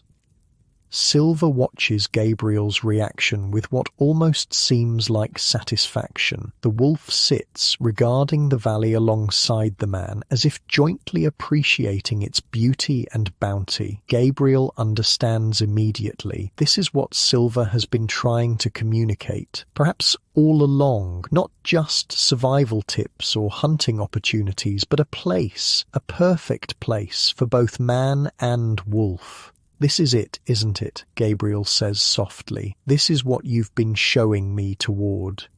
Silver makes a soft sound in his throat, not quite a growl, not quite a whine, but something in between. His yellow eyes meet Gabriel's with unmistakable intelligence. Gabriel studies the valley more carefully now, noting potential cabin sites, the proximity to water, the abundant game, the natural protection offered by the surrounding ridges. It's everything he would look for in a permanent settlement, everything he's been unconsciously seeking. "Thank you," he says simply. The wolf rises, seeming satisfied that his message has been received. Together, they make their way back down toward Gabriel's current cabin, the journey somehow lighter despite being uphill on the return. When they reach the clearing, Reed is still sitting outside, whittling a piece of wood with the small knife Gabriel lent him. He looks up at their approach. "Successful journey?" he asks, noting Gabriel's expression. "Found something," Gabriel confirms, sitting beside him. "Valley, about an hour north, perfect spot for a proper cabin. Good water, good hunting, sheltered." Reed studies him. "You're going to move there? Build something new?" "Think so, once you're on your way east." Gabriel glances toward Silver, who watches from the edge of the clearing. "Feels right. He showed you, didn't he? The wolf." Gabriel nods. Been trying to for a while, I think. Just took me time to understand. Reed's expression is fascinated. That's not how animals behave, Gabriel. You know that, right? Maybe not with most men, Gabriel concedes. But Kanosh said it. The wolves chose me. Still don't fully understand why, but I'm done questioning it. That evening, as they prepare a meal of fresh rabbit, caught in one of Gabriel's traps, a welcome change from preserved elk, Reed broaches the subject that's clearly been on his mind. You're really going to stay, aren't you? Not just another season, but for good. Gabriel tends the cooking meat, considering his answer. A month ago, even a week ago, he might have been uncertain, but the valley has crystallized something that's been forming in him for months. Yes, he says simply. This is my place now. Reed nods slowly. What about winter? It nearly killed us both. Be better prepared next time. Bigger woodpile, more food stored, better cabin. Gabriel turns the meat, watching fat sizzle into the fire. Winter's only deadly when you fight it. Need to work with it instead, like you work with the wolves, Reed observes. Exactly. Reed falls silent, clearly turning something over in his mind. Finally, he speaks again. My offer still stands, you know. Come east with me, at least for a visit. See some civilization again before you commit to this. He gestures vaguely at the wilderness around them. Gabriel appreciates the offer, recognizes the genuine concern behind it, but his path is becoming clearer with each passing day. This is my civilization now, he says, not unkindly. Different from yours, but it works for me. Reed accepts this with a nod, though Gabriel can see he doesn't fully understand. How could he? The connection Gabriel has formed with these mountains, with the wolves, with the rhythm of wild seasons, it's something that must be experienced, not explained. As April progresses toward May, the transformation from winter to spring accelerates. The days grow steadily longer and warmer. The forest canopy fills in with new leaves. Game becomes more plentiful as animals recover from winter's deprivation. The stream near the cabin runs clear and full with the last of the snowmelt from higher elevations. Gabriel begins preparations for 2 parallel journeys, Reed's return to civilization and his own move to the valley Silver showed him. He helps Reed build strength through increasingly longer walks. Meanwhile, he scouts the route to the valley multiple times, identifying the best path for moving his essential possessions. Silver remains a regular presence, though the wolf seems more relaxed now that Gabriel has understood his message. Sometimes he accompanies them on Reed's conditioning walks, maintaining a respectful distance, but clearly monitoring their progress. Still can't get over it, Reed comments after one such excursion. A wolf acting like a concerned neighbour, checking on my recovery. Gabriel smiles slightly. He's invested in both of us now, saved both our lives in different ways. One bright morning in early May, Kanosh appears in the clearing, accompanied by 2 younger Ute men. The hunting party is on their way to the spring gathering by the big lake, as promised months earlier. Young one walks now, Kanosh observes with satisfaction after greeting them. Strong again. Thanks to your medicine, Reed acknowledges. Kanosh dismisses this with a gesture. Your spirit chose to stay. Medicine only helped. The Ute hunter studies Gabriel with his penetrating gaze. You found your place, he states, rather than asks. Wolf showed you. Gabriel nods, no longer surprised by Kanosh's intuition. Valley, north of here, moving there after Reed leaves. Kanosh smiles faintly. Good valley, know it, good water, good hunting. He looks toward the forest where Silver has appeared, watching the gathering. Wolf chose well for you.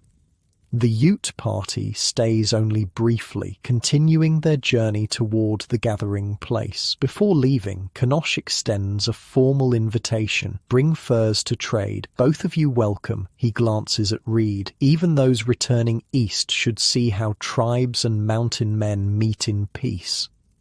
After they depart, Reed turns to Gabriel with raised eyebrows. Might be my last chance to see something like that before heading back to Boston. What do you think? Strong enough to travel there before I go east? Gabriel considers Reed's condition. The young man has regained most of his strength, though he tires more quickly than before his injury. The gathering is perhaps 3 days' journey at an easy pace. Could manage it, he decides. Be good for you to see, might not get another chance. And so their final days in the cabin take on a new purpose. Preparation for the gathering. Gabriel sorts his winter furs, selecting the prime beaver, marten, and wolf pelts he'll trade for supplies. Reed helps where he can, learning the finer points of evaluating fur quality and preparing pelts for maximum value. A sense of anticipation builds as the departure date approaches. For Reed, it represents a step closer to his eventual return east. For Gabriel, it's a transition point. After the gathering, he'll return not to this cabin, but to his new valley, to begin building something more permanent. The night before they plan to leave, Gabriel steps outside for a final check of their packed supplies. The evening is mild, the sky clear, with the first stars appearing in the darkening east. Silver materializes from the forest shadows, approaching closer than ever before. Just a few feet away, the wolf regards Gabriel with an intensity that feels significant, a culmination of their months of interaction. Gabriel stands perfectly still, sensing the importance of the moment. Slowly, with deliberate movement, Silver closes the remaining distance between them. For the first time, wolf and man stand close enough to touch. Gabriel can see individual hairs in Silver's thick coat, can smell his wild scent, can feel the heat radiating from the powerful body. Instinctively, Gabriel extends his hand, palm down, fingers relaxed. Silver regards it for a moment, then does something extraordinary. He lifts his muzzle and gently, briefly touches Gabriel's fingertips with his nose. The contact lasts only a second, but it carries the weight of months of building trust, of lives saved, of knowledge shared. Then Silver steps back, turns and disappears into the forest with fluid grace. When Gabriel returns inside, Reed looks up from his packing, noting Gabriel's expression. What happened? Gabriel flexes his fingers, still feeling the momentary touch of the wolf's muzzle. Said goodbye, I think. In his way. Reed frowns slightly. You'll see him again, though? At your new place? Maybe, maybe not. Gabriel continues his preparations. He's done what he needed to do? Showed me the way? Rest is up to me now? The journey to the gathering passes without incident. 3 days of steady travel through a landscape fully embracing spring. Reed handles the trek better than either of them expected, his body remembering its strength as they progress. The gathering itself is an eye-opener for Reed, who has never seen anything like it. Several hundred people, mountain men, Native Americans from multiple tribes, even a few Mexican traders who've come up from the south, all camped around a large mountain lake, engaged in a complex dance of trade, storytelling, and celebration. It's a whole world, Reed marvels as they establish their small camp at the gathering's edge. Never imagined anything like this existed out here. Gabriel navigates the gathering with the quiet confidence of experience. He trades his furs for essentials, ammunition, coffee, salt, a new axe head, a few luxuries like sugar and tobacco. Reed watches and learns, occasionally wandering off to observe other aspects of the unique cultural exchange. On their third day at the gathering, Reed returns to their camp with news. Found some men from the American Fur Company, he announces. They're heading east in 2 days. Said I could join them if I wanted. Gabriel nods, unsurprised, but feeling a pang nonetheless. Their paths are diverging, as they always were meant to. Good company? He asks. Seem decent enough. Experienced on the trail. Reed hesitates. It's time, Gabriel. I need to get back. Find Margaret, if she's still waiting. She will be, Gabriel assures him. Not every day a girl finds a man who survived a Rocky Mountain winter with a bullet in him. Reed laughs, then grows serious. I'll never be able to repay what you did for me. Gabriel shakes his head. Nothing to repay. You'd have done the same. Maybe now I would. Before I met you. Not sure. Reed extends his hand. I won't say goodbye yet. Still have 2 days. Their final days together pass quickly, filled with last-minute trades and preparations for their separate journeys. Gabriel gives Reed a small carved wolf as a parting gift, a reminder of the strange winter they shared. Show it to your children someday, Gabriel suggests. Tell them about the winter their father spent with wolves. They'll think I'm making it up, Reed says with a smile. Don't blame them. Wouldn't believe it myself if I hadn't lived it. When the moment of parting finally arrives, their goodbye is brief, neither man comfortable with lengthy sentiment. Reed joins the eastward-bound company with a final wave, his figure growing smaller as the distance between them increases. Gabriel watches until Reed disappears from sight, feeling a curious mixture of emotions. Sadness at the parting, certainly, but also a deep-rooted contentment with his own path forward. The winter has changed him, revealed something essential about his place in the world. He breaks camp and begins his journey back, not to the old cabin, but to the valley Silver showed him. His possessions are few, his needs simple, his purpose clear. By summer's peak, he'll have a new cabin raised. By autumn, he'll be prepared for whatever winter brings next. As Gabriel crests the final ridge and looks down at the valley that will become his home, he spots movement, a grey shape moving along the stream bank. Silver patrolling his territory, perhaps watching for Gabriel's return. The wolf pauses, looking up at the ridge. Even at this distance, Gabriel feels the connection between them. Not tamed, not domesticated, but aligned in some fundamental way. Home, Gabriel says quietly to himself, the word feeling right in his mouth.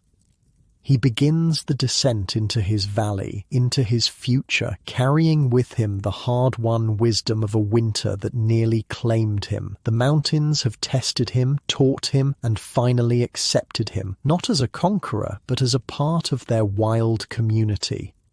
Behind him, winter's grip on the high country is already loosening. Ahead, a life awaits that few men would choose, but that feels perfectly suited to who Gabriel has become, a man who learned to survive not by fighting the wilderness, but by becoming part of it. And, as the stars appear above the surrounding peaks, Gabriel Blackwood, no longer just a mountain man, but something more complex and integrated, prepares for his first night in the valley the wolves chose for him. The mountains outside may seem harsh and unforgiving to most, but as you drift off to sleep in your warm, comfortable bed, remember that even in the most challenging environments, humans can find not just survival, but belonging, if they learn to listen to the wilderness instead of fighting against it.